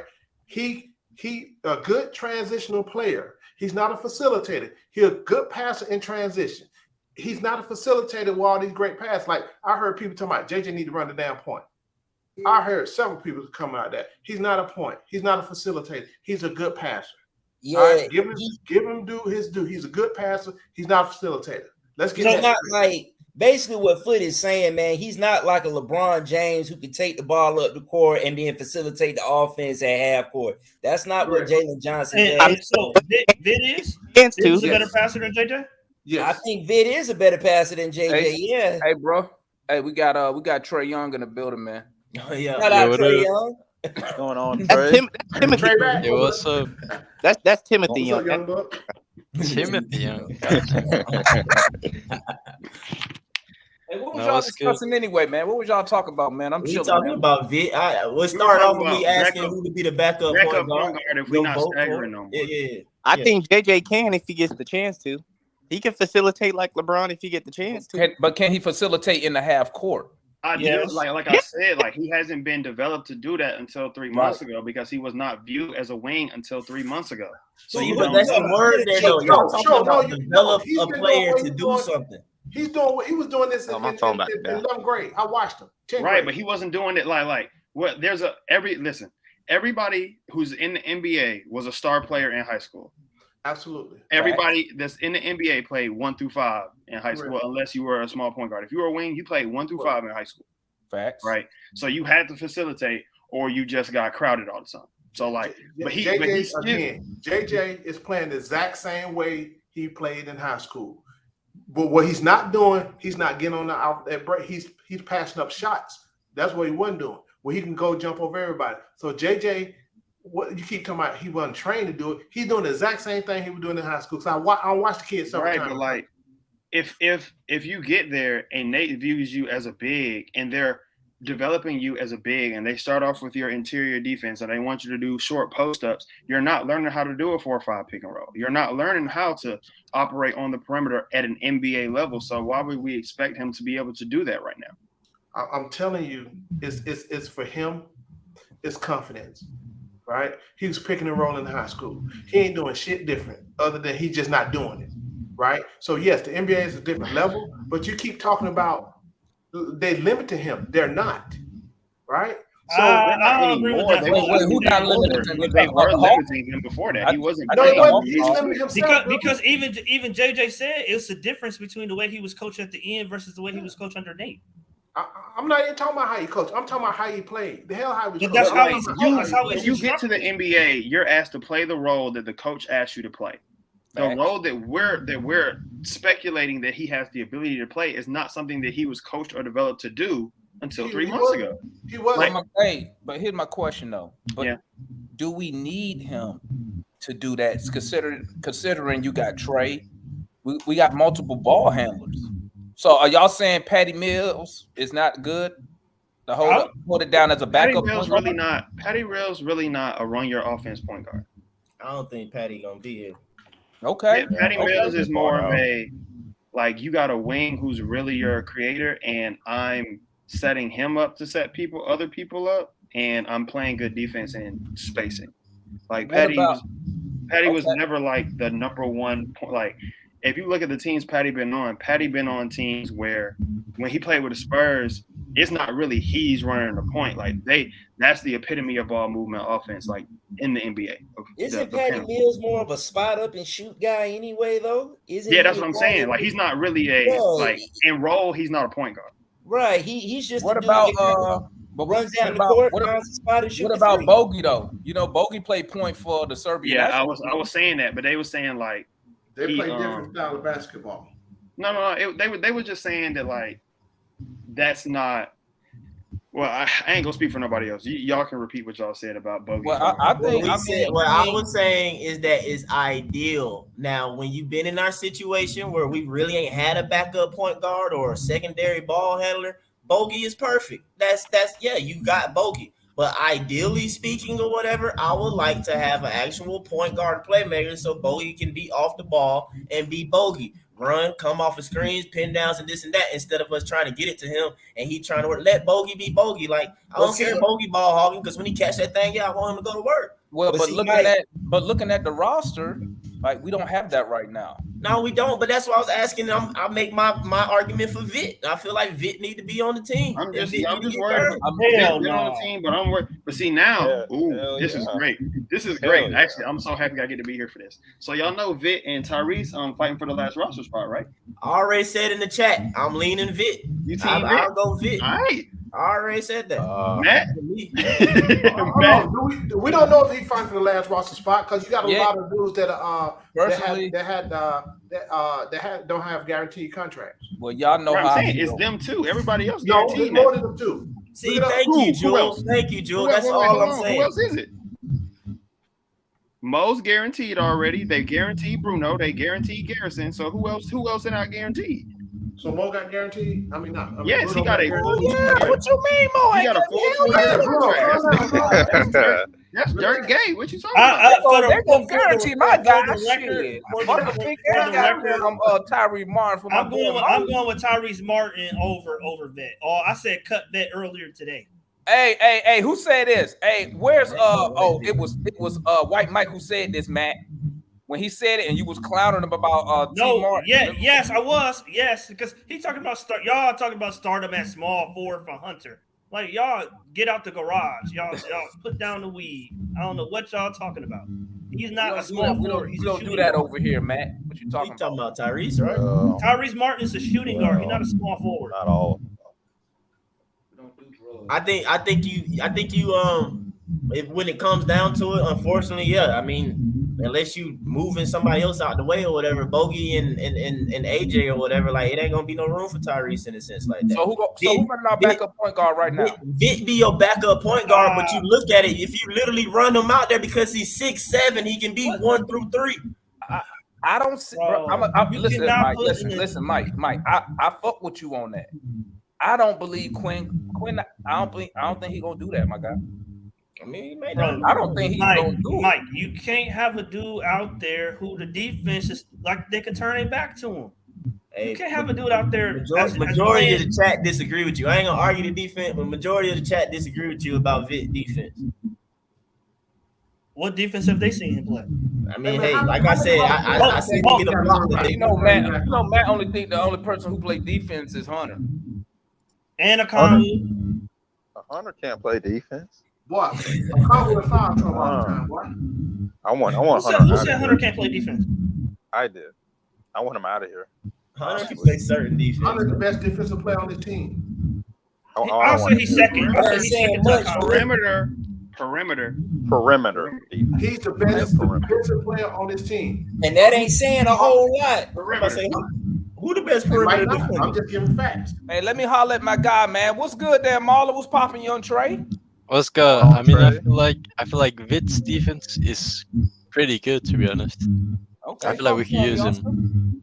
Yeah, I feel like he's decent, and Hunter as well. I mean, he has decent defense. Sometimes he does struggle if it's like a fast player he's up against, but overall, I mean, probably the best we got. Okay. Did you get to catch any of the summer league game today, my guy? I know you over there in Denmark, so. Nah, I just came home a few hours ago, so I didn't. What went down? You didn't miss much. Shit, what time was it? What time was that shit? 10 o'clock for you? That shit was like 10 a.m. for you, right?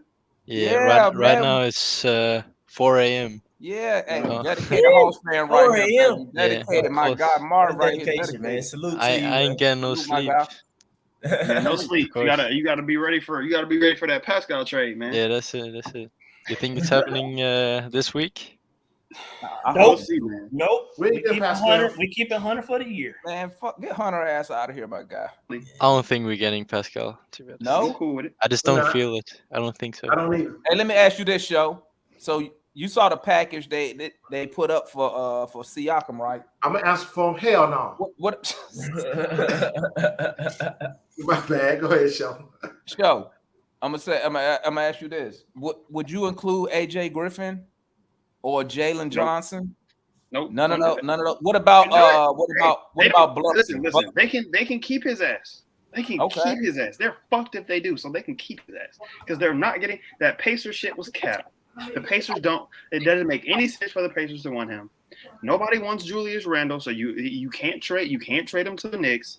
And the Orlando Magic are not trying to accelerate their like Raps fans told me, trying to accelerate their timeline by getting Pascal Siakam. Hell no. Because I'll tell you, Julius. hey, guess what? Because Paolo might be better than Pascal next year. Paolo a baller, dog. Huh? He's a baller. Matt, would Paolo, you? hey, I said, yeah. That's a big ass dude, man. You're a baller, man. That You're a dude is baller. Paulo been a baller since 10th grade. Show Damn, him. Yeah. Uh-huh. Say Don't- that, don't look. phone him. Shout out, I seen you shout let out my PJ. boy Murray for punking him. I appreciate that. Yeah, that was some real shit. Real C. Oh, hey, real Seattle you straight. ain't see that the little what they call the league that your boy be having out there in Seattle? Oh, out here, Yeah, Crossover. he played with LeBron. yeah, the crossover, Jake. Yeah, So I Jamal guess Crawford. him and Paulo good. He helped them Yeah. be talking. They So I think Yeah, they good. now. well, I would ask Matt, but Matt don't even want Siakam. RJ, What's up? I didn't say I don't want him, bro.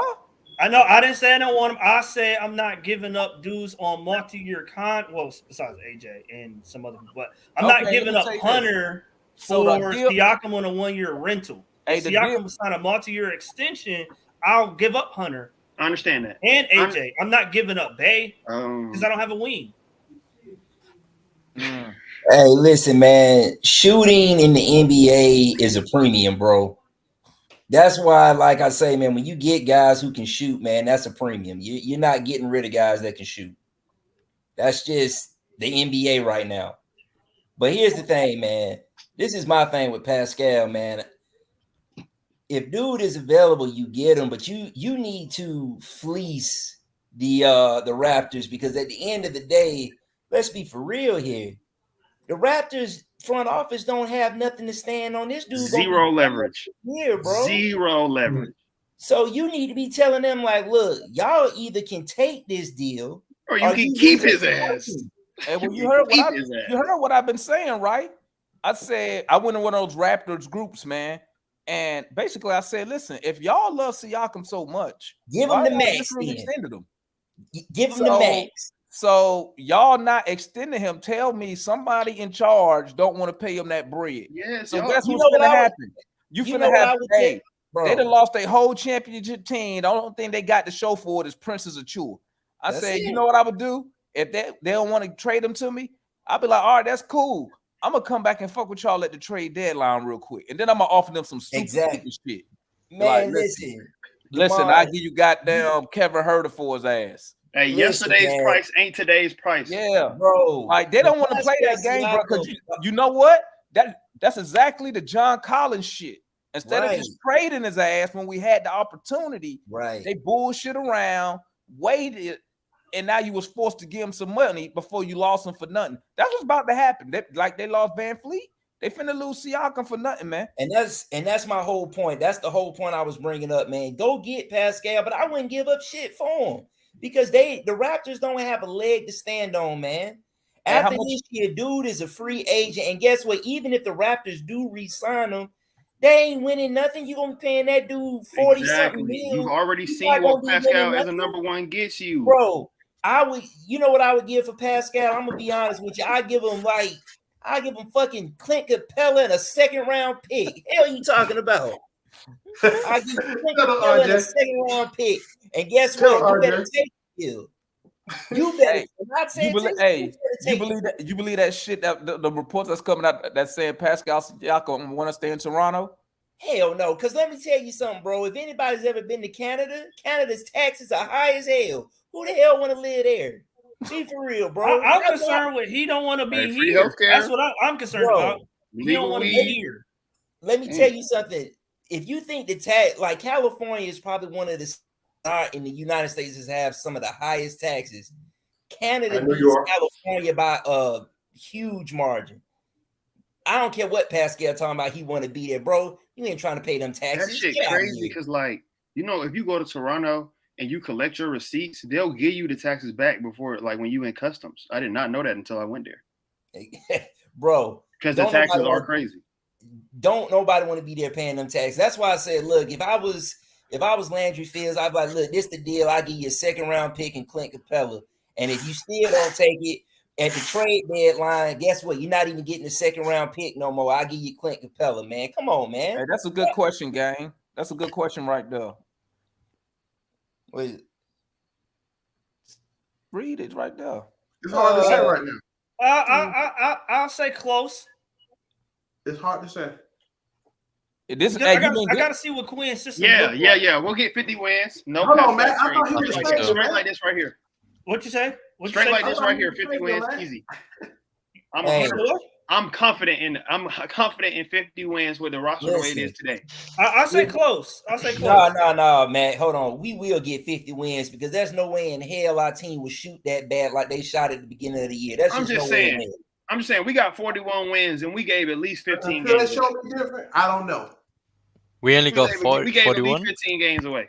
What I will say is, when watching the summer league, I'm happy. I don't see a lot of pick and rolls. I'll tell you that shit. That's very exciting. Man, every team in the league run the pick and roll though. No, we not run, bro. I think I'm trying to remember. I can count on my hands how many times I've seen the pick and roll in all the games we played. It wasn't a lot. Yeah, I watched the game, bro. I rarely saw it, man. But you know what? Hey, I'm gonna tell you, whoever is the big, bro, they gotta have some good feet, man. They gotta have some good feet, bro. That sound like Onyeka. Yeah, and he gotta have some good feet, man. Guys, listen. I believe in Onyeka, man. I got a hypothetical trade. Okay. Go ahead. Boy. Okay. We love a trading. hypothetical trade. Yeah. So trading Clint Capella for Nick Claxton and Cam Thomas. Would you do it? The Nets would never do that, but I do it. I would do that today. Okay. The What Nets if? would never do that. The Nets gonna say, What if it's just Nick Claxton? Huh? Just Nick Ben Claxton Simmons. for Clint. You said Nick Claxton and Cam Thomas for Clint? No. What about just Nick Claxton for? I'll take just Cam Thomas for Capella. Hey, no, they're gonna make you take Ben Simmons too. I'll take him. You ain't got salary. You ain't got salary to take him. What you talking about? Ain't no Big Tone ain't paying that. Come on now. Hell no, he ain't paying. This is a business. And then especially playing Ben Simmons just to sit on the bench. You know, that's a whole nother thing. You want to pay him just to sit on the bench? I don't think so. I was thinking without Simmons, just Nick Claxton for Clint Capella. I'll do that in the heartbeat. I'll trade Capella. But the Nets would never do that. You don't think so? They would never do that. Never. They have no incentive. They're not trying to win now. They're not trying to get older. Like they view him as a part of their young core. They're not trading him for Clint. Fair enough then. But would you do it though? Oh, for sure. I would. Yes, I would do for that. For sure. Ooh, yes, for sure. Because we just fleeced them. Because he can dribble. I like it when my team fleeced the other team instead of the other way around. We just fleeced them in that deal. Doesn't happen very often. Yeah. What you mean, man? Big Lando gonna take us to the Nike Tech Fleet Arena right now. Finna fleece the Raptors. But I'm gonna tell you though, man, there's no way in heck this team should be shooting that bad this year like they shot last year, bro. That was career worst for all them dudes, man. Bro, that's true. You know Trae Young was shooting horribly. Hey, Trae Young was DJ so bad. Hey, he Like, was so bad, bro. You know how many people had to make up shit for? Because you know I don't talk shit about Trae in public. Right. You know, I only talk that shit to y'all. But you know how many times I be making up shit when this motherfucker was struggling like shit at the beginning of the season, man? I was like, God damn, Trae. He gonna be all right. Hey, you remember what we said? He started cold last year. He gonna get right. Shit took forever. I was like, God damn. I mean, he was awful. That shit took forever. Hey, wasn't it like very low 20s? Y'all something, man. Hey, I'm gonna tell y'all something. This is a nigga really drinking the Kool-Aid, right? When we was beating the brakes off of Houston last year, right? And DeJounte Murray and Trae Young was out there talking that shit, bro. I ain't gonna lie. I was like, oh yeah, we going all the way. We gonna go all the way. Man, them niggas brought me back to reality so motherfucking fast, dog. In the same game. Them niggas brought us back in the same game. No, hey, man. when he pop, hey, who did he pop upside the head? Who Murray hit upside the head when he hit that three? Wasn't that Green? Wasn't that Green? They hit upside the head, y'all. Wasn't that Green? I think it was, man. I was dying, bro. I'm not sure though. Rolling. But I told y'all though, players, we're gonna go down that road. Like, players know who to mess with. Man, we gonna roll this year, man. Next thing I know, don't nobody try DJ. Don't nobody try DJ. Before stay trying our other little guard. Come hey, on, Mike. Mike. Come Ain't on nobody now, worried Mike. about DJ. Mike, Ain't nobody scared of DJ. I'm just man. Well, I I ain't don't know saying about all folks that, Matt. scared, Matt, I but don't know I'm about just all that, saying, man. Guys in the league, they know who to try, bro. They know who to try, bro. That's Hey, before we even ask got Al DJ. Horford. That's what I'm saying. I can go back into old Hawks players and stuff like that, bro. Like they know who to try. You feel me? Like I mean, the players know who to try, dog. It's just simple as that, man. You know, Trey gonna need to stand up for himself one time. That's all, bro. Trey gonna have to drop kick a fool, bro. One good time, dog. You know what I want that nigga to do, bro? I think he the toughest I want that dude on the nigga to team. stop running from the switch. I just want that nigga to man up one time, be like, nah, nigga, fuck that switch. You know y'all be trying to switch on Trey, man. I be like, y'all niggas wrong. Yeah, they try him all kind of ways. Yeah, you know what? One day I want that nigga just to wave it off, be like, yo, I gotta get on your guy and just man the fuck up on one of them niggas. You know what I'm saying? Okay, he gonna get beat. Probably get beat. But it's the fact that, you know, I need that nigga to step up and be like, y'all, you know, y'all can't be fucking with me like this. You feel me? Nah. I mean, Trey just gotta be consistent, man. I saw him in the playoffs, bro, trying. I saw him in the Eastern Conference Finals run, and I'm telling y'all the reason why we made that switch and later in the season and into the playoffs because Trey was playing better defense. The man just got to be consistent with his actual effort. A lot of people I agree with you 100% on that, man. I don't think it's more of a want to with Trey Young on defense, bro. It's not that because y'all keep saying he's bad, or people keep saying he's bad, bro. He's really Trey Young can be feisty on defense, but he doesn't do it consistently enough, man. That's all, man. The steal a game lets you know, like when he trying to play defense, he can do it. For me, if you're a point guard, you He'll need get to you about 2 or 3 steals. He can get I'm saying you gotta create more possession. That's part of being a good defender to me, and getting steals and getting out in transition off those steals is the way he does that when he's trying to and when he's locked in, but he's not always locked in. So because I'm with you. Like you gotta be more consistent. You can't be that. You can't be that smart of a player and not be able to play it. You know, he's too smart. My bad, RJ. But off Trey alone, Trey doing some small things that comes with basketball, bro, we would be different record-wise. Yeah, man. I'm just saying, if Trey would just run back on defense, or in the past where you see him when the screen come and bro just die completely, like die on the screen, just die on the screen. Mike and RJ, bring down his playmaking and offensive burden. Hey man, Show agree with us too now. Throw Show in that now. He said the same thing, and there you go excusing him talking about offensive burden crap. I feel what you're saying. No. I do get what he's saying about like his quote unquote offensive load. He better get on the treadmill. Real shit. Hey, he be running that sand in the summer. That sand must ain't been working, bro, because he was trying. Like I said, I give him credit. He was trying in Boston. But it wasn't there. So for me, what I was saying at the end of this season, at the end of the playoffs, I like the biggest thing Trey need to do is get that conditioning going. Man, who posted this Bleacher Report trade, bro? Georgia kid just put that in the side chat. I don't put no stock into nothing Bleacher Report say ever in my life, ever. Javon, look at the chat, man. And you say, so it's a 3-team deal with OKC. We get Siakam, OKC get CC, Toronto get Buffkin, Dre, Hunter. They're not trading Buffkin. Dre, Hunter, and the sack pick. Hey, is that real? No, that's the Bleacher. Bleacher Report. So Bleacher Report be off the rails. I hadn't seen that one yet. That one, that's done. For a player that's on the last year of his contract, bro, that's way too much, man. And a dude who, let's just be honest, he died. He ain't that dude. I mean, let's just be honest. Man, listen, like I said before, and I'm gonna say it again, bro. I would tell Toronto, bro, y'all ain't got no leverage, dog.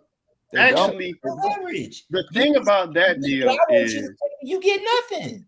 The thing about that deal is OKC get the second best player, and they only got to give up a pick.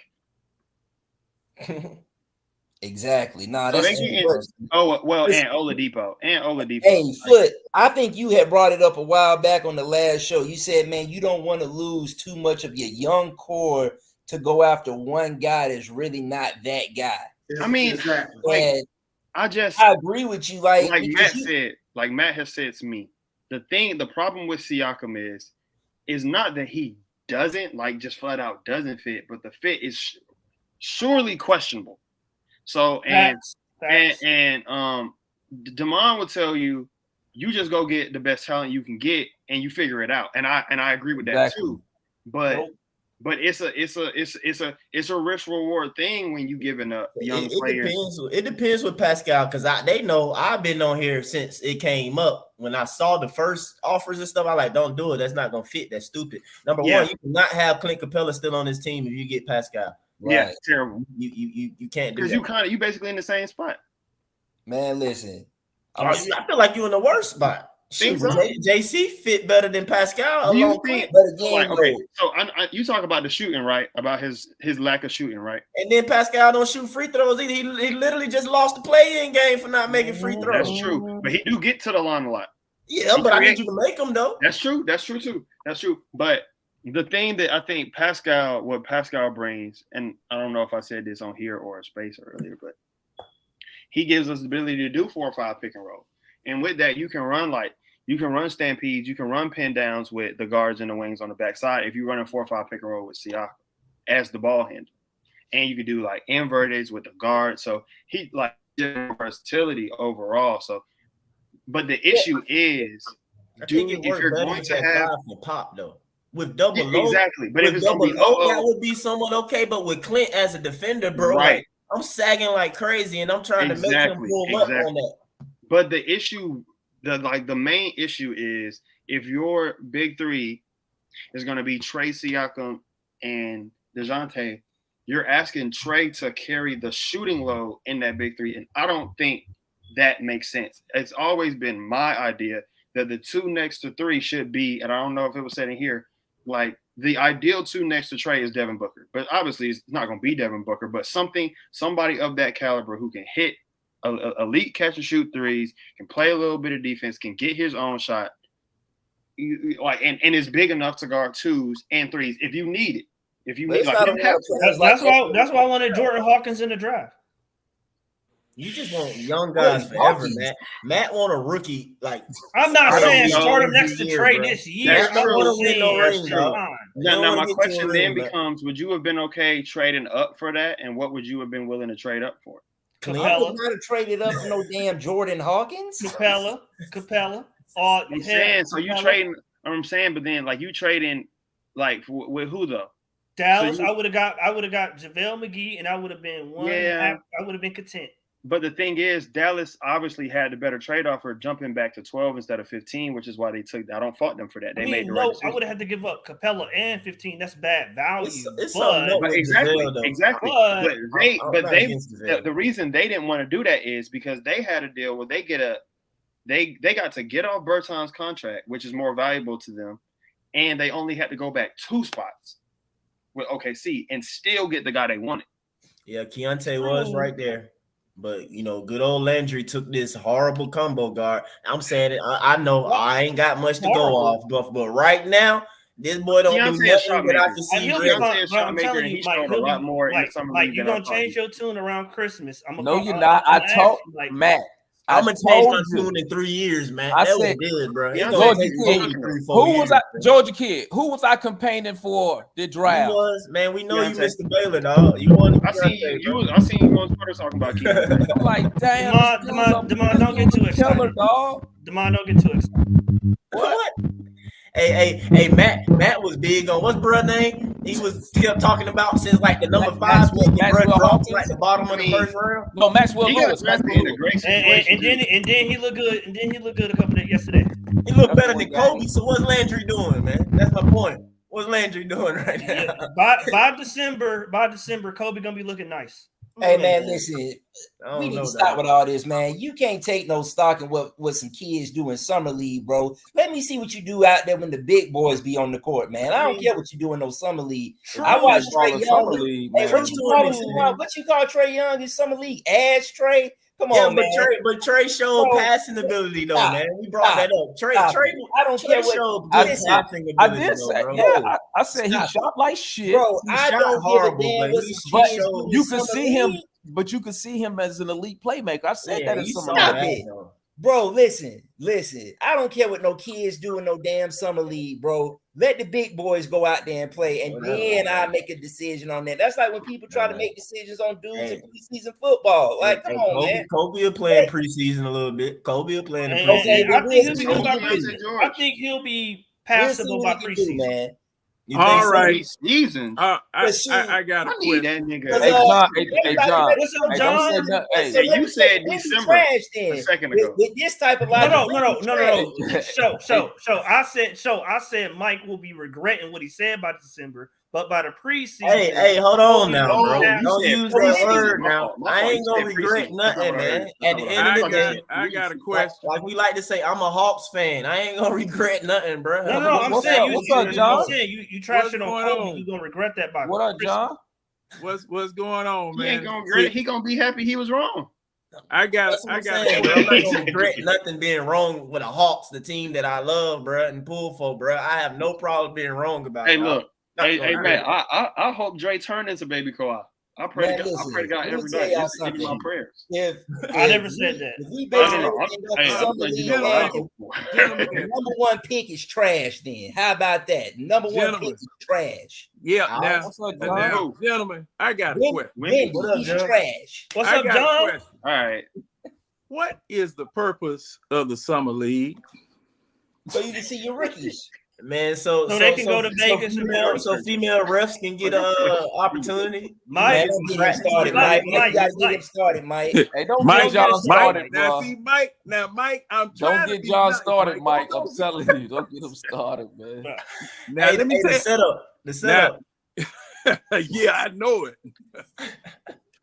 Now, if I'm not mistaken, because see, the summer league was started way back in 2002, and it was on and off until the NBA decided to just gather a whole bunch of little summer leagues together and just make it a league-wide event for the people to send their teams there. But now you see how San Antonio, just as soon as Wemby posted that 27-point game, they snatched him out of there so doggone fast it'll make your head swim. You know why? Hey, John, get hurt. Hey, John, tell me what Wemby did the first game. Man, horrible. Look, man, please, that boy was terrible, Mike. No, Wemby, RJ, if he wasn't Wemby and somebody recorded 5 blocks, bro, you'll take that. But Mike, what did they say? Best player since LeBron James. He was ain't nobody show horrible. me. Stop. Ain't nobody show me what he do better than Bo. No, there you but go. he looked Wemby in that first game looked like a giraffe falling out of a tree. Thank you, Mike. Thank you, John. That's why I mean, said, why was you worried about what it was kids do in ridiculous. But thing is, he lucky he didn't get hurt, because when Buddy posterized his ass, that was cold right there. That Joker buckled like a doggone folding chair. Now, man, you see how they kept bodying him? Wait. Yeah, John, yeah. And John. see the thing, I mean, the They kept Joker lifting him look, up. Lightweight. my arms are bigger than his doggone thighs. This man. Now you remember, hey, Matt. Now that's one need to go to Waffle House. Scattered, smothered, covered, chunk, top, dice. Gotta get that whole chunk, boy. God. Yeah, damn. yeah. I'm hungry. Shit. I'm gonna have to get off on y'all. John, you've been saying for the I'm last 2 minutes from year right now. we need 2 scoring bigs. What you think about Mo? Mo Gay. Muhammad Gay. Oh, go Gay. Oh man, I like him. I really like him. He better than our first round pick. Hey man, calm down, Mike. Calm down. I like him. I like the Man Mountain, and I like what's his name? Cabin Jelly. Cabin Jelly. Yeah. Jamal. That's his name, Cabin Jelly. Got a cabin and got some jelly. Hey man, I like all 3 of them jokers, man, because see, thing is, and then okay, now you got these 3 that are showing a lot of promise, but you just re-signed Bruno Fernando, and the man couldn't pry himself loose from the bench once this man got here, your coach got here. Come on, man. What are we doing? We needed a cheap ass big, man, to play backup to Okongwu. Oh, wait a minute. What about my draft picks? What about my He's draft? not ready to anchor a Mo defense, forward. bro. He's not ready to anchor a defense, bro. Power forward. Yeah. He's not ready to anchor a defense at the center position. And And you'll see that. You'll see that when he plays in the NBA. Show he's not anchoring a defense. Period. No. That's not Mo's game. No, Mo, so then that's then not you Mo's got game Turner, at all. then that's why you guarantee Bruno, right? That's No, that's the organization being too slow because we should have went and got Thomas Bryant. That would have been cheap. That would have No, been Mike, we should have got a money base, bro. Come on, man. man, we talking about centers though. Oh, centers. No, we definitely should have got a money base. I wanted any money in that second round, but I like Mo. Hey, you know who's still Mo- available though, and said Who? they'll come here? Oh, Dwight Howard. Dwight say we good. Hey, come here, bro. He said he'll come to Atlanta. I'm saying, like, Mo has the opportunity to one day be able to anchor a defense, but he can't anchor a defense. Nah, dog. That's not. I don't think Mo wants to even anchor. Hey, Mo gonna be a star, dog. He's gonna be a star. I need scoring out of that center spot. You got scoring out of that center spot. Okay. All and my thing is Joker come through the lane, knock him on his ass. Can't That do that ain't no Mo. more, John. Who can't? Yes, you can. They do it all the Out the time. game now, John. So they actually call the goal whistle on that these days. But I have to tag you in all the doggone time. I have to tag you in all the doggone time. Talking about you can't play like that. Hey, Man, wait a minute. Did y'all see game, what was it, 5 or 6 with Denver and Miami? And you gonna tell me you can't play that kind of ball no more? Because that's all Miami had. You talking about me? No. I'm talking about the rest of them. I know you know better. But see, that last game that Denver and Miami played, man, I thought that was some of the ugliest basketball I've ever seen. Man, I mean, these jokers were knocking each other all over the place. Hey, Matt, I don't know if you ever played on the blacktop. Hey, that was real basketball, bro. Hold on now. Wait a minute now. I done played basketball growing up now. Y'all, you know. Is it girl? Hey. Hey, man, I'm still trying to get you to hoop, man. All right. Look at how they call it. Mike, I hear you. How they call it in summer league. Yeah, man, where you gonna hoop, man? Man, Matt can't play no damn ball, bro. Let's go. One-on-one. Why they trying you, Matt? You gotta pull up on me so I can vouch for you, dog. I don't know, y'all. I don't know, y'all. Matt, I'll challenge you. I'm double your man. Ain't got no athleticism. Look at him. You can tell. Hey, Demond, smoking roasting, bro. I'll kill you, Demond. Oh, really? Hey, Demond, when you come to Atlanta, let me know. I hold the money. No worry. Hey, me and Mike already in Atlanta. What you gonna do? Foot. Oh, I know. Oh, okay. I thought you wanted something, Foot. I know you. I do. What you want to do? Well, you don't want to smoke, Foot. You better go talk to the boy. Hey, say Foot gonna put his 12-year-old on you, man. Make that handles like Hunter, dog. Oh yeah, Mike. Tell him I put my 12-year-olds on him. Matt about to get on that dribble up basketball now. Work on his handle. Hey, is DeMarcus Cousins still available, man? Just go get DeMarcus Cousins and call it a day, man. No, he available. We ain't got no space now, bro. Boogie don't want to come, man. If Dwight want to be here, I think we only got one roster spot left, man. Let me tell you something. Dwight only want to be here so he can hit up Magic City when he off, man. I don't give a damn. I don't think Dwight want to be here. Matt ain't pressed. Dwight ain't pressed to work the next day. I don't care. But my bad. He want to go to Strokers. He said want to go to Strokers. Dwight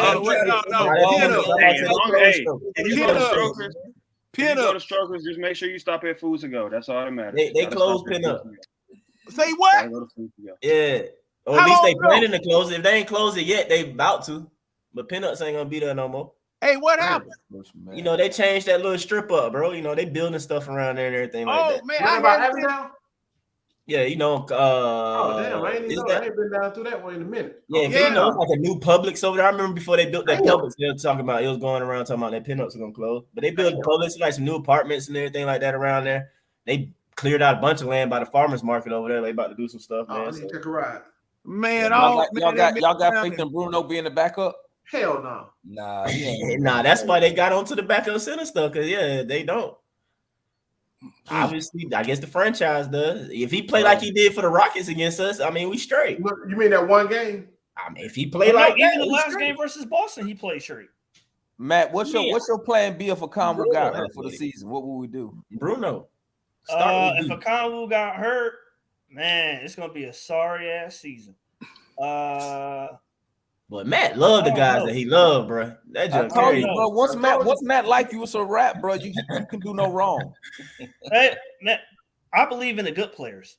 I believe in the good players. Matt, are you like Hey, Hunter, the good dudes. Hunter ain't that good. You mean the same DeAndre Hunter that gave us 5 points? That DeAndre Hunter, right? When he gave us the same DeAndre Hunter 2 years in a row. His playoff average is higher than his regular season average. I need players that show up in the big moments. Dre will ball out with Vic though, man. Show up in the big moments, man. That what you said? I said no. Dre will ball out with Vic. Look at RJ. Look at his playoff numbers. Look at his regular season numbers. His playoff numbers are higher. I need to do elevate. Y'all gonna make Farrell come out here and cuss all y'all out about that. I know Farrell hate Hunter. He hate Hunter worse than Devon and Show. Hate Dre. I don't hate Dre. I don't know why you keep saying that. Yeah, I see Dre's. I see Dre's strengths. But if I also can see use his him to weaknesses, upgrade man. the team, I gotta let him go, baby. Man, that doggone Hunter couldn't play dead with a casket and a preacher. There goes the John O quote for the day. What?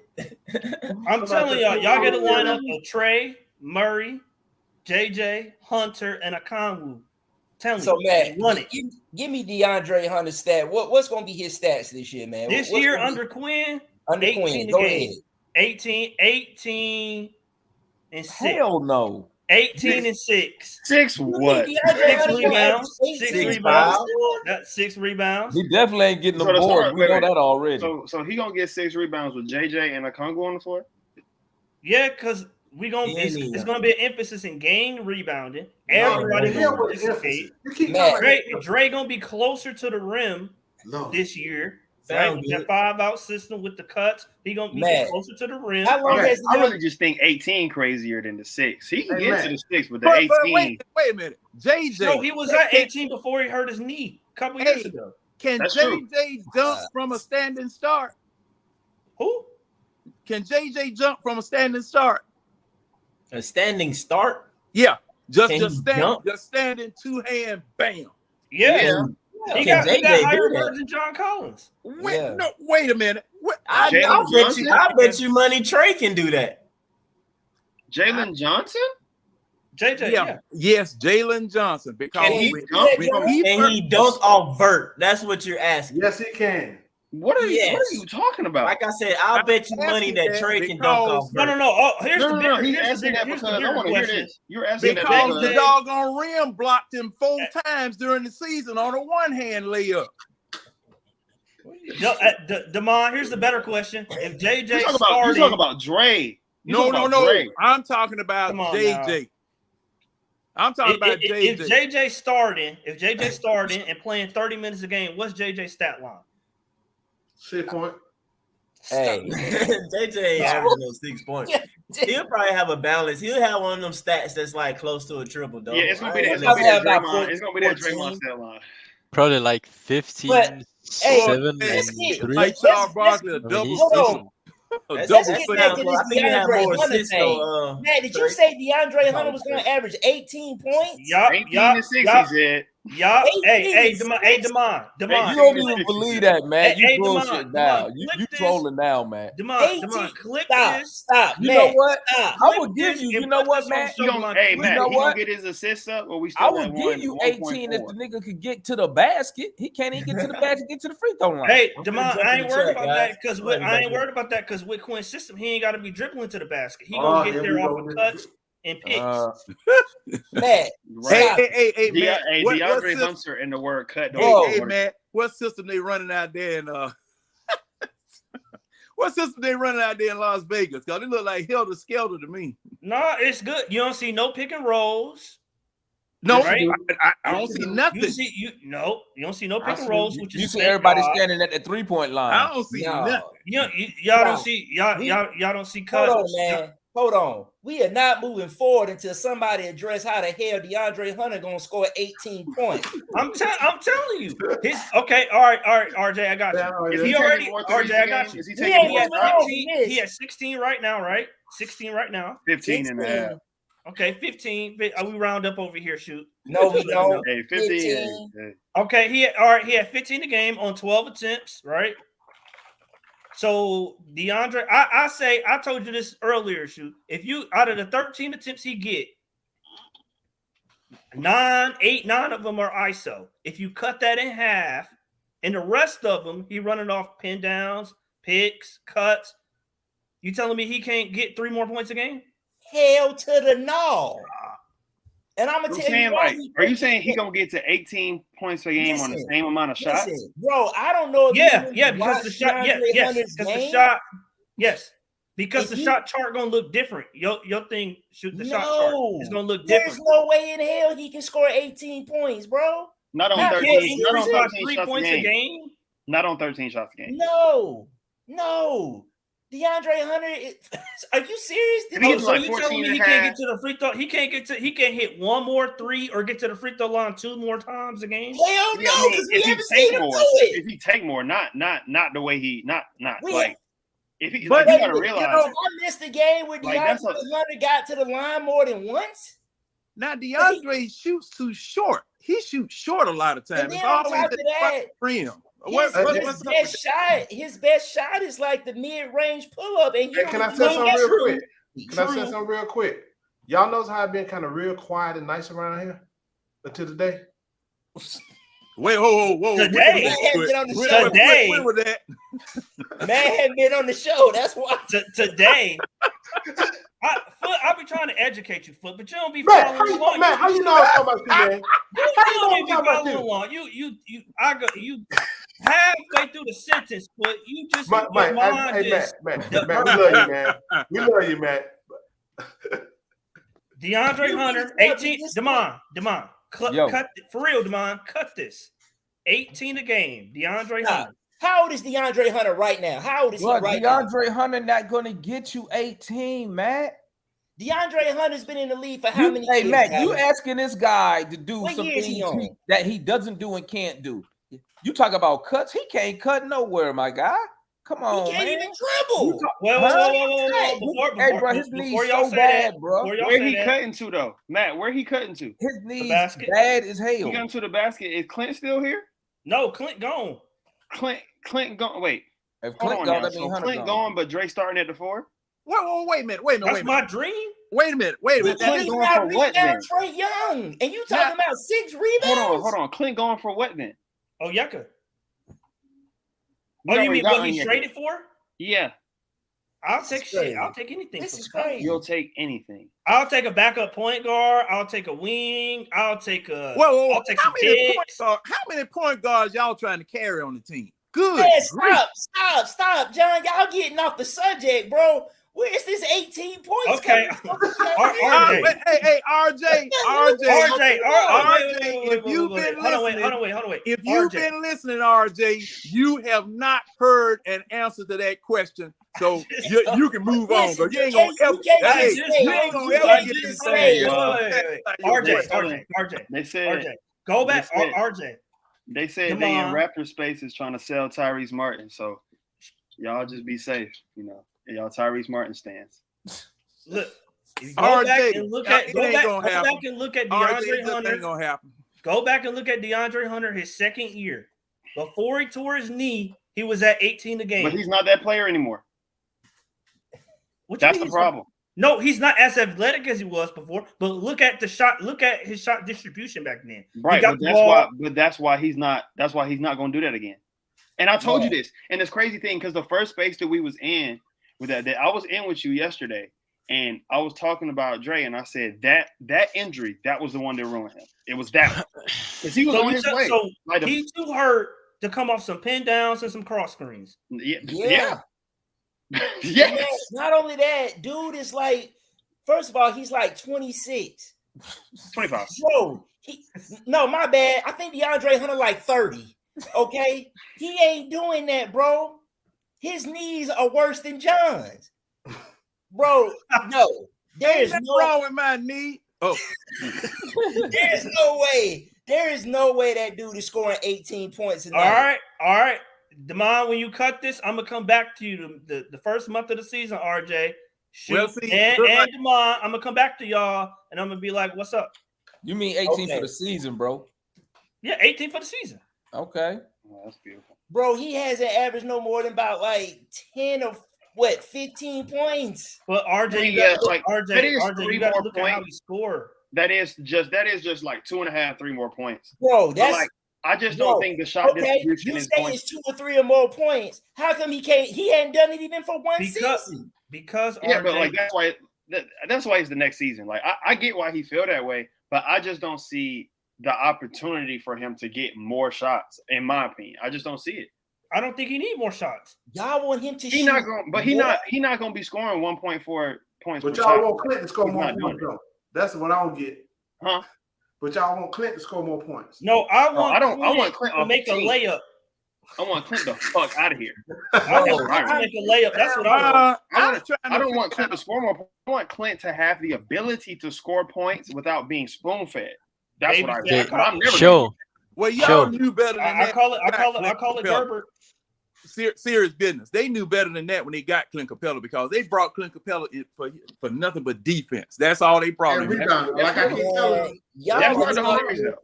That ain't the only reason. Talking about this dude. That was the only reason they brought him here. No, I'm saying, but look.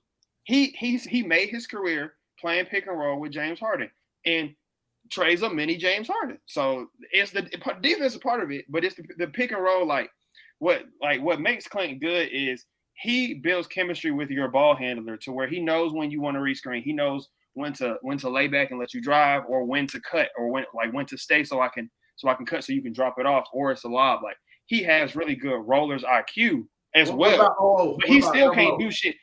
But like I always say, you see this door right behind me right here? If I'm Clint and I got the ball and that's the rim right there, it ain't shit I can do. It ain't shit I can do. Nothing. I'm fucked. What about Double O, Show? You feel the same way about Double O? What you mean? Hey, come on now. Hey, who said that, bro? I did.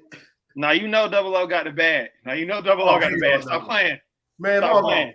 Double O got midi and he can do something in the paint. Be serious. He's too small to play center. No, he's not. He's how you John, he was top 10 in the league. Hey, Nate McMillan. Listen. He's too small to play center. Cause see now I'm looking at I'm trying to figure out. Did you just call him Nate McMillan? Nate McMillan, listen, it ain't 2010 no more.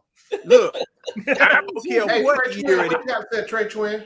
I don't care what year it is. That man is too small to play center. This is the same mess that Billy Knight was trying to do around him. He was general manager. Get a again, John. Of 6'9" players, and you just saw what Joker did to whatchamacallit out there. Damn, yeah, he was tearing that ass. He killed the man that killed us down there in Miami. He killed him. He couldn't handle the side. We trying to send that bullshit. Yeah, I mean, we need a bona fide big center that can do some things. John, how are we gonna play 5 out with a plotting center? Who said we playing 5 out? Quinn said we playing 5 out. Landry and Quinn said Landry Fleece himself, man. Landry Fleece. The only thing I've heard the coach say is we gonna put up more threes. Yeah. That's not the only thing I've heard. I'm about to put it in the private chat. Do it. Okay, Show. I got one more for you, okay? Now, is this a hypothetical trade? Yeah. I don't like these, but go ahead, man. Okay, listen. Trading Clint Capella for Joe Harris and Cam Thomas. I don't have. You can't be that negative, bro. I'm like, okay, the problem is I already got a log jam on the wing. Right. And I already got too many roster spots. I'm going to have to cut somebody. Who am I cutting? Am I cutting Bruno or Garrison? And also, Joe Harris' defense was always average. But after he missed those games with that knee injury, his defense went down. And I already have a shooter who can't play defense. What log jam do you have in the lane when your coach is on the wing, and this man Bruno is just sitting on the bench? I said I have a long jab on the wing, at wing positions. I have like 7 wings. Well, I agree with you because see, so like I wouldn't trade Clint for a guard and a wing, or a guard and a wing. Now, don't we have a log jam at guard too? Don't we have enough guards? That's true. That's why I wouldn't do that trade. I mean, see, it's big man time. I'm sorry. Hey man, everybody keeps talking about we need a 7-footer, but they don't want to find one. They just want Clint gone. Yeah, I mean, man, it's that's big why I'm trying man to. time. That's why when I get the Siakam trade, I'm trying to get JaVale from the Mavs, man. That's what I'm trying to get. Hey, I put it in the private chat. I've seen it. I ain't watching that right now. But anyway. It's big man time. Shoot. Big man, John. This is not. I mean, the big man you can find too. Shoot. You said the biggest motherfucker you can find. Biggest Mickey Ficky you can find. Shoot. This ain't 2002. I look at whether it's 2002, 1912, 1865. I need big. Oh, don't go back that far. We can't go I need big men. We can't go. We're a small ass team though. Hey, since y'all want to put folk in the Wayback Machine, I'll go way back on your ass. It don't make no damn difference. But I'm just saying. You just saw what happened in the finals. And but Joker was gonna eat anybody. He a generational. We need folks who eat grits. That's what I'm talking about, man. And look who won the MVP. Look who won the MVP this year. Embiid up there. And how many finals Embiid? No, how many conference finals Embiid been to? None. Exactly. Matt, what kind of team does that man have around here? It's a team.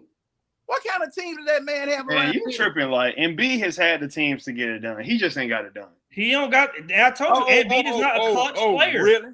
Embiid not a clutch player. Yes, Embiid has had the teams to get it done. He just ain't got it done. No, he hasn't. See, the process took a detour. Nah. What has he been missing? The process took a detour. What has he been missing on his team? He didn't have any forwards. That doggone. Let me see who was that? James Harden. You didn't know, man. You didn't know what James Harden was gonna doggone. Right. So this man done played with James Harden, Jimmy Butler, lost in the playoffs. Tyrese Maxey, PJ Tucker, who been to the finals, who got a ring now. What's a Tyrese Maxey? You for real? Absolutely. The player who was actually their best player in the playoffs? I agree. Wait a minute. What was that saying about that team? Tyrese Maxey being the best player on the 76ers during that time. He got Tobias Harris. Oh man, come on. They swear he a bum, but I ain't listen. No. Listen. No. I'll take it. No. Y'all tweaking. No.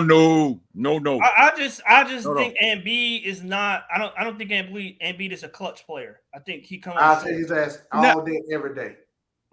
As big as that, what that man? Why you got Brad on the screen, Georgia kid? Hell?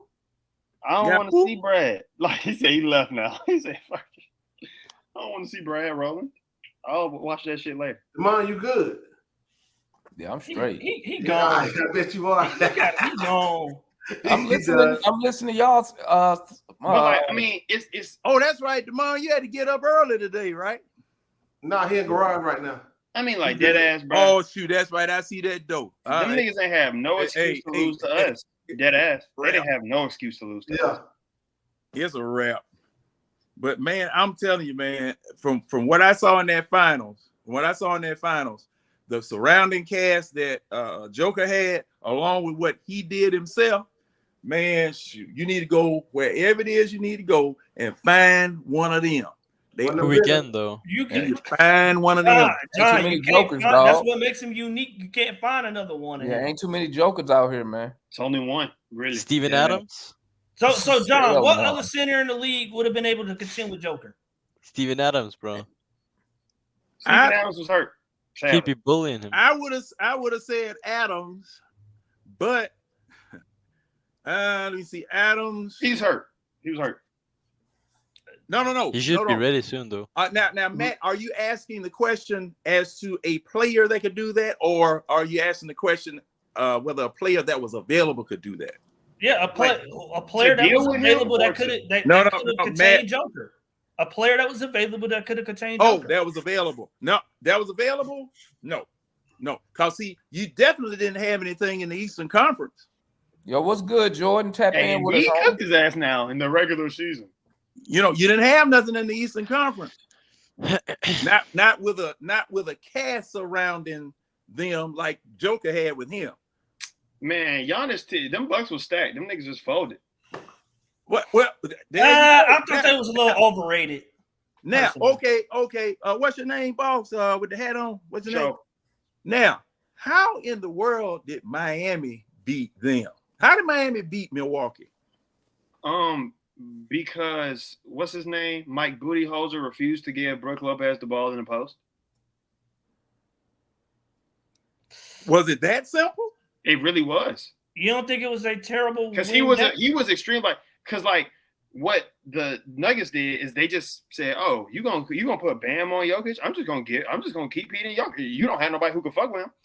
The Heat don't have nobody who can fuck with Brook Lopez. No. Matter of fact, you remember that game where he gamed us? You remember that game where he gamed us? He gamed us in the playoffs. He went for 30-11. Because we didn't have nobody who could fuck with him. Bam can't fuck with Brook Lopez. And in that game, the last game that they lost, he had like 7 shots because you just want to let Giannis drop because he don't make adjustments in the playoffs. That's the biggest issue with Mike Budenholzer. They got out-coached. Yes, he did get out-coached, but their wing depth was awful. Man, stop talking about Giannis got hurt and family track. His ass won. Their wing depth. I mean, they got what's his name? Jay Crowder. That's Jordan. What's going on, Jordan? Washed. What's going on, guys? Hey man, Hey man, great washed. Your boy Siakam about to be Atlanta Hawk, Jordan. Yeah, I saw that shit. I also I've been seeing all your Twitter fucking posts. It's coming out. You be saying you be saying we don't like him like that, but I'm trying to game that nigga to come here, man. Like, yeah, no doubt about it. If they loved you, they would have paid you. Yeah, well, I think it's less about who we like and don't like, and more so about our cap situation being kind of shit right now because, well, Scotty gonna have to get paid, OG gonna have to get paid, Siakam has to be paid, Fred VanVleet had to be paid this year, Gary Trent Jr. has to be paid. So yeah, the whole team is in question. This is all in this year. And then I heard that the players don't even get along, bro. Yeah, it's bad right now, man. There ain't no sugarcoating what's going on, but I heard there was an issue between the veterans and the young crew. Eh? Yeah, that's what I was hearing. Sorry, was it the Zodiac Sounds? I don't know what it was, but it ain't good. Don't start that shit. Where's Zodiac GM at, man? You gotta have chemistry. Synergy. Yeah. You gotta be like this. Yeah. No. What I'll say is like it's disappointing, right? But I got my championship 3-4 years ago now, so yeah, you got a ring. Hey, I got a ring, so I don't really have a space to complain. You know what I mean? And I'm hearing your argument. I mean, yeah, and I was saying that last year, if y'all remember, I was like, dude, these guys have high trade value right now. I said, let's get rid of them, and it's no offense to anybody, but like at this point, I'm just like, let's keep the crew and sign Siakam to a max because like these trade offers that we're getting for him, let's get real. Like you guys want to do it because you know that you'd be fleecing with with what's being offered. So I'm at the point. Let's just keep him, sign him to the super max, and I'm cool with that. And yeah, it's a weird one, but I was hearing your conversation about bigs. And I have a hesitancy with it. I just wanted to pop in on that quick. Y'all were talking about what bigs can defend Jokic. That doesn't exist. It's not one. It's not a center on center. I popped in late, so I don't know what was said, but I'll tell you this.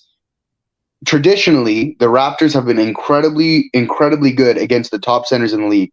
The bigs have never given the Raptors problems. We toppled Giannis in the playoffs. We toppled well, not in the playoffs, Jokic, but anytime in the regular season we played Jokic, we've had no issue. Embiid, we beat him in the playoffs. Obviously, he's had our number recently, but when it counted and when we won our chip, we beat him too. And ultimately, the thing is, you have to have a center that can disrupt him in the paint, and you have to have players around him that are good at stealing the ball. And if you have that, then you're all right. You need both of those things. You can't have one without the other. Jokic. Only thing you do, you gang up on the center when he gets the ball. He doesn't have anyone to pass it to. I mean, yeah, just real simple. Like that sounds so easy in theory. Oh, for sure, for sure. We talking about Nikola now. Yeah, no, and I got you, but also the Raptors held him to no more than 25 points all year last year, and you know, I think we did. Yeah, our team didn't do as bad. You know, the funny thing is the Raptors only lost against teams that were shit last year, so that's how we fucking got to where we. Yeah, that's it. So. But yeah, no, I just think that we're in a bad cap situation, Damon. I don't really think it's about us liking or don't liking our players, or not liking rather. But I think it's like we have all these guys to pay, and they're struggling to figure out who we're going to keep around. You know? Yeah, that's all. That's on your front office, man. You think them executives don't know what's going on? They know y'all got to spend that bread. Or yeah, for sure. They know that. That's why all your offers are going to be terrible. No doubt. Y'all should have hopped on a Hunter deal, man. I don't know what y'all was waiting on. Well, hold on though, because I have my hesitancies with it because I understand to do it and to make salaries match, we'd have to take on Clint Capella. Yeah. And with no offense to Clint Capella, I actually think he's not a bad player. I've said that. The problem is we got Podol, and there's just no room for him in our rotation. But that's what they was doing. And y'all were just gonna move him to Dallas.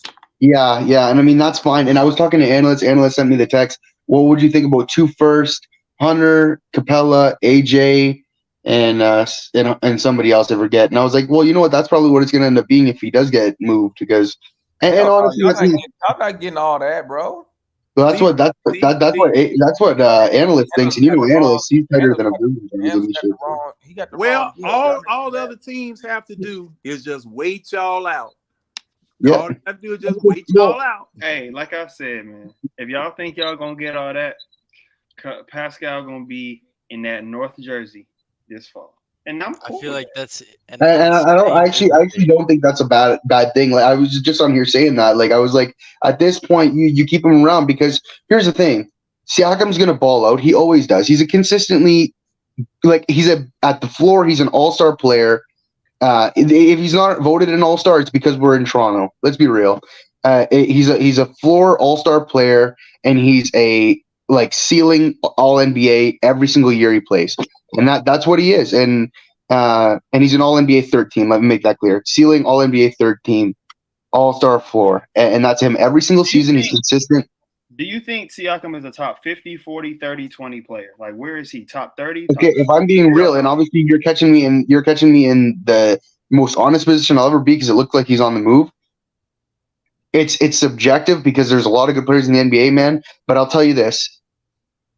Out of the last 3 years, Siakam's been all NBA twice, which means he's been a top 15 player 2 times in the last 3 years. Okay, so that's number one. So if I'm being fair about it, because he didn't get it this year, I will say top 20. But I can't. You can pick, and I understand I'm in a small market. I understand you guys won't understand because you're not watching us tonight. The guy was top 15 2 times in the last 3 years. Okay, you got to think about it in that direction. Okay, I don't think he slips that far out of the circle.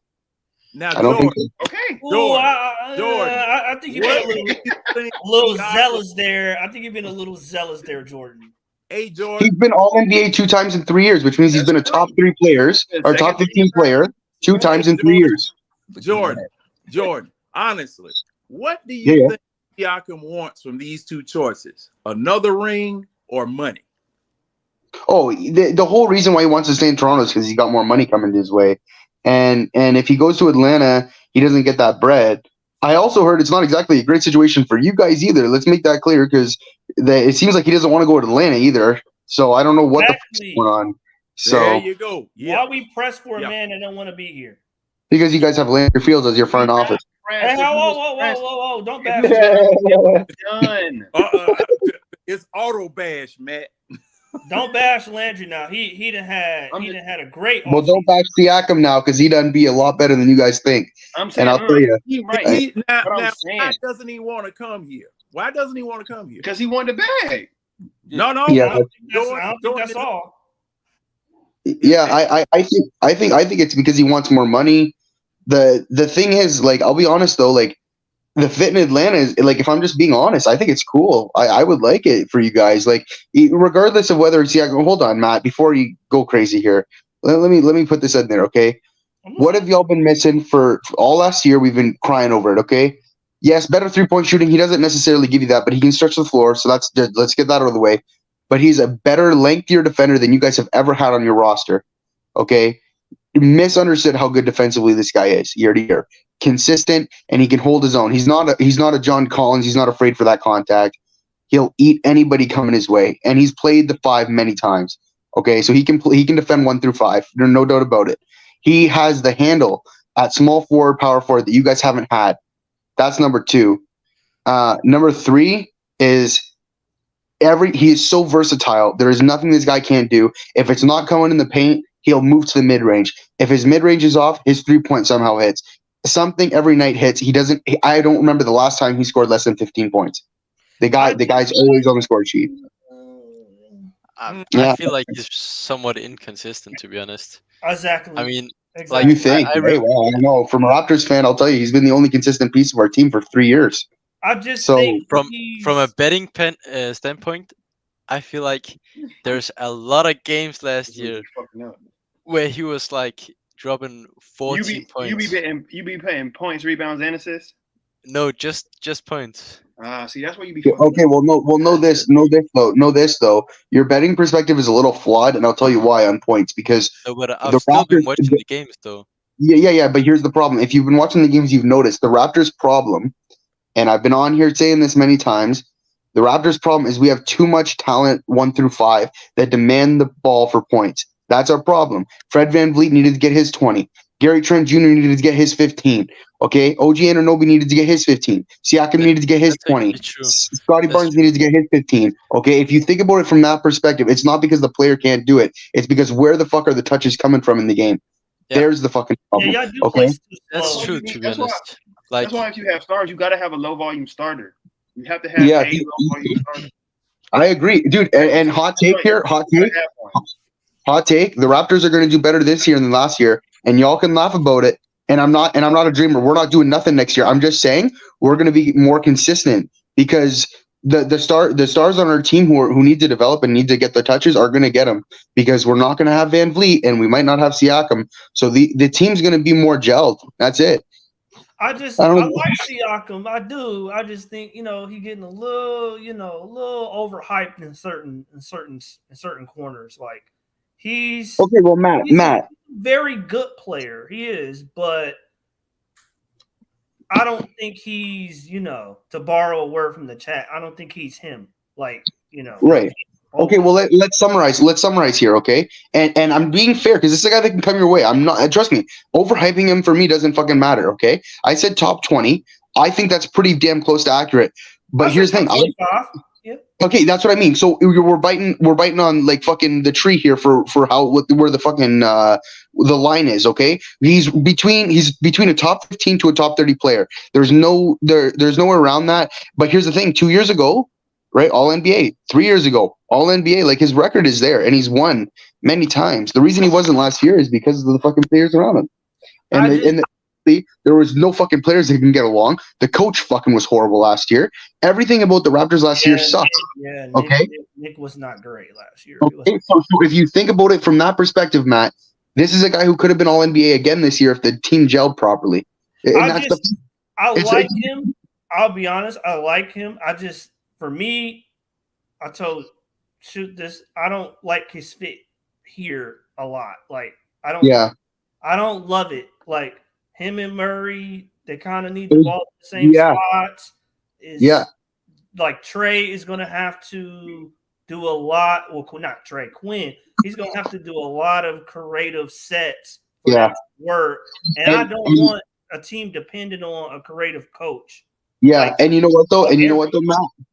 For once in my life, I don't disagree with you. I'll say this. Before you guys extended DeJounte Murray, I thought a trade for like centered around DeJounte for Siakam made a lot of sense for both teams. I would love that. Okay, I thought it made a lot of sense for both teams because DeJounte with Siakam, you're right, it doesn't make a lot of sense. Okay, but Trey with Siakam, the ceiling for that team is way higher. I'm sorry, Trey and DeJounte, it's way higher. Okay, so my thing was, if you guys give us DeJounte, we extend DeJounte, we're not tanking next year. No, this is the Raptors are not tanking next year, and I'll tell you why. Because we have our pick that is protected going to the Spurs for Podol that we traded last year. They're trying to be competitive, so I thought that a trade centered around DeJounte made a lot of sense. But when you guys extended him, and I don't even think that contract you gave him was bad. I don't think it's a bad contract, but I'm just like, your team. Like, here's the thing: I didn't like it last year with DeJounte and Trey. I just didn't, and I just thought that there was a lot of times where it's a confusing team. And DeJounte, I feel like, was so good prior, and he was an all-star prior because he was playing on the Spurs. Nobody else can take the touches from him there. You know what I mean? Siakam doesn't need the ball to be effective. He's a good defender day to day, and so does DeJounte. But Trey needs the ball. So I don't know. And he needs a big that can rotate better. That's the thing. No, he hasn't had a big. I mean, John Collins was that a couple years ago. Obviously, last couple years have been lackluster. But when John Collins was a slasher, when John Collins was going to the basket and he was aggressive, that is the player Trey needs right now. And Siakam could be a bit of that for sure. He totally could be. Yeah, and I like your draft picks too. I do. I don't think you guys did much wrong this year. Tim, I kept the Landry on that. He did decent, man. He did decent. Yeah, Landry got out the first time being in the big chair. He delivered. Yeah. Well, you got to see before we see delivered though. We got to see where the rest of this shit I'm goes. talking about this summer. The jury's still out on Buffkin, but yeah, I don't know. I'll tell you what. All I'm going to say is don't be surprised if the Raptors do better than we think. I don't think we're going to do great this year. I'm just saying that we're not going to shut down, and we're not going to be a bad team. You think Scotty that guy? I don't know yet. The problem is Scotty, but everyone is overhyping how bad he did last year. The problem is Scotty Barnes was the last person to get touches on that team. How is his stats supposed to improve? How is he supposed to improve as a player when he's getting up 5 shots a game? I think everyone's got to understand that. Like if you see it from that perspective, he's just not getting anywhere. You know, his playmaking. Now the thing is that it's encouraging. I think everyone's going to be surprised by him a little bit more. Here's the thing. The one thing I'll say, which is a good thing, Damon, is the floor of Scotty Barnes right now is a fantastic defender on all 5 positions.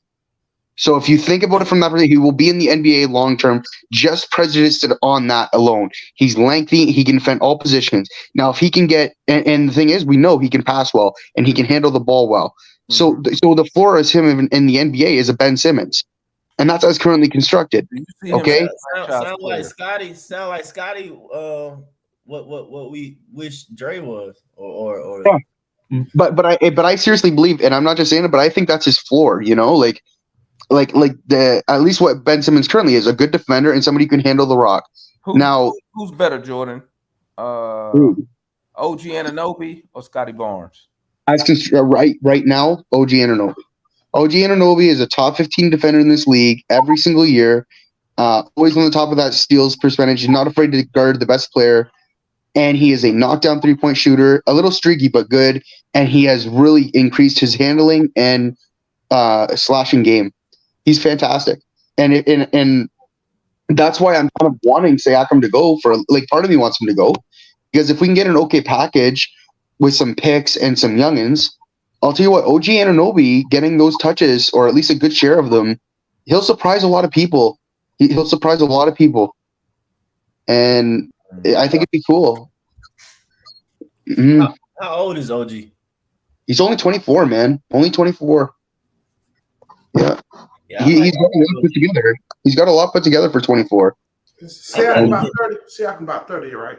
Siakam's 20. Yeah, I think you're right. 20, 28, 29, 30, somewhere in there. I think I would say he's still got 5-6 years left of his prime, because that's one thing I'll say, which is amazing about Siakam, guys.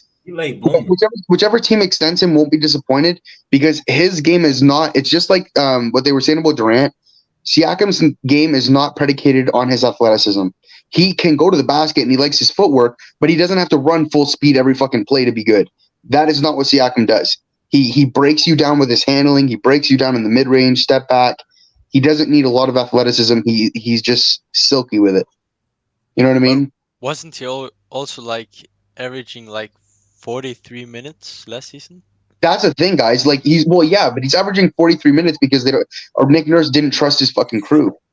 Yeah, that's our problem, man. Yeah, Nick didn't have a great year last year. No, Nick did not have a good year, and people blame Masai, people blame the front office, and people blame the players. I think there's great focus that should be on them for why last year went the way it did. But Nick Nurse has no excuse either. I think he knew he wanted out, and last year he really didn't do anything to change that. That's the vibe it was all year. And when you see some of the reports, it adds up, man. It adds up. So Damon, let me talk to Damon real quick for a quick second on this because I'm interested for what his viewpoint is on it. What's up? Because I know you're interested in this shit happening. I know you want it done because I've seen the fucking tweeter. Okay, I know all fucking day long you want this shit to happen, right? Hell yeah. What is your package? And give me the best offer. Like all in, you would be content if this was the trade for him. I'm gonna be honest with you, bro. Yep. To me, y'all don't have no leverage. Okay. So I'm doing the deal that had Clint Hunter. Y'all can move Clint to Dallas and do whatever. I give you Hunter. I give you that Sacramento 24 pick, and that's about it, man. Gotcha. Yeah. I mean, I don't really have no that's a fair offer. That's a fair. Listen, y'all, you're gonna mess around and you're gonna lose him for nothing. That's what's gonna happen. Because I got you. Because if you're not gonna pay him now, what makes anybody think y'all gonna pay him at the end of the next season? No, I got you. So he gonna leave. He gonna leave. That's why y'all need to take what you can get. I mean, I saw the reports with Indiana was trying to get in on the gig. That ain't finna happen. And the deal just gonna get worse as time goes by. I'm just gonna make it worse and worse because I mean, I don't got nothing to lose. I could just walk away anytime, right? And I could feel comfortable with what we got. Yeah, I got you. Now, there's one asterisk though and this is something to think about, right? Like, I my honest opinion of this, and if it's wrong, I'm okay with it too. My honest opinion of what's going to happen is this: Toronto is not going to trade him. He's going to ball out like he always does. The trade deadline is going to come around, and there's going to be 5 teams that think they can do something. One of those 5 teams is going to give us something nice with it, and the picks are going to be there. And that's what I see happening. You know why it's not going to be there, Jordan? Because Siakam still going to be on that. He not re-signing with whatever team trade for him. So ain't nobody. No, and I got that, but it would ultimately be like a Dallas situation. Okay, Dallas traded for Kyrie by the trade deadline. They got more for Kyrie than they thought they were gonna. Right, and the bottom line is Kyrie's been an unreliable, medically issued individual who doesn't always show up. Find me another owner that's gonna take a risk like that, like Mark Cuban. Right, but I mean, I don't know. I'm interested. This could play in a couple of ways. Your best bet is to get off of him now, man. I don't disagree. I'm kind of torn with the whole situation. The only way you're gonna keep him is if you max him out, whatever deal he want, which I don't understand. This is what I'm thinking. Nobody must think he worth max money. Because if y'all don't think he worth max money, but if we thought he was worth max, we could just say, hey, just do a fucking sign and trade. So when they talk about that's why I don't understand. He could just sign with Toronto and we sign and trade with Toronto. He's still 5-year, whatever he want. But if they know that, that's telling me the Hawks don't think he max money neither. So I feel that. Yeah, maybe he overvaluing himself. But it's possible. It's possible. But I will say this though. I will say this if I can get this in there, right? Trae Young, DeJounte Murray, Pascal Siakam. I mean, the fit would be weird with DeJounte and Pascal, but I'll say this: on the surface, that team, if they don't make the playoffs, there's a problem. And when I say playoffs, I mean 6 seed and higher. Because I'll tell you what, the talent is there, man. And you'll come on here, and it'll be like DeJounte from time to time, and you'll be like, "Yo, Pascal balled out tonight," and then you'll be like, "Where was Pascal the next night?" Like that shit's gonna happen because of how many people need the touches. But the talent's there. And if that team don't make it anywhere, I'll tell you what. As long as we win the game, I could care less, my guy. Yeah, I know how you are, bro. I know how you are. I'm just saying, when you don't win, we're gonna be looking for people to blame, and it ain't gonna be Quinn for two of the people in the fucking chat. So who's it gonna be? Well, it's gonna be Pascal or DeJounte Murray. We know this shit. Depends on who playing shitty.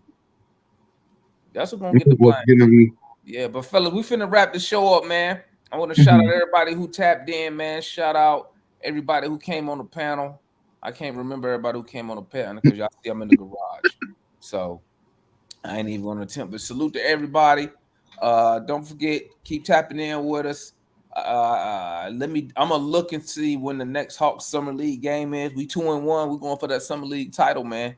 So y'all tap in with us. I'll let y'all know. I'll post a shit. We're gonna go live and do another watch along. So y'all make sure y'all tap in with that.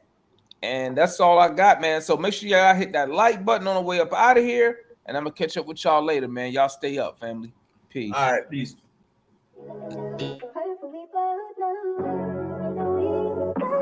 Come around when I feel like I'm safe and sound. Why does it have to be that way? Every single day I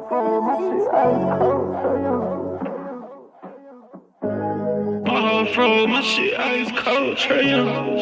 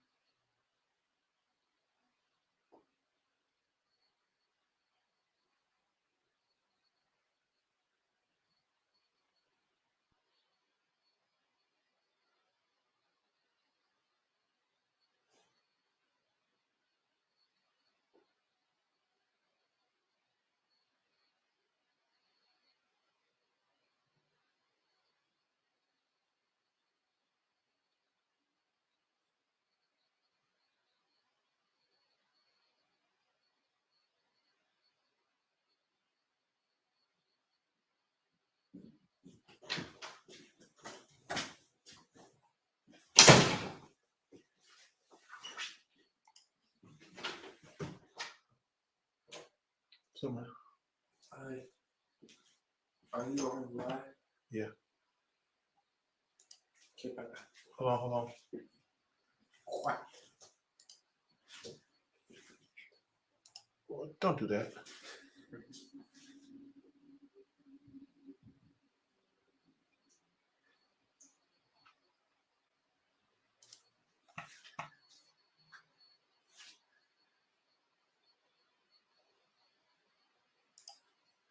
Don't do that.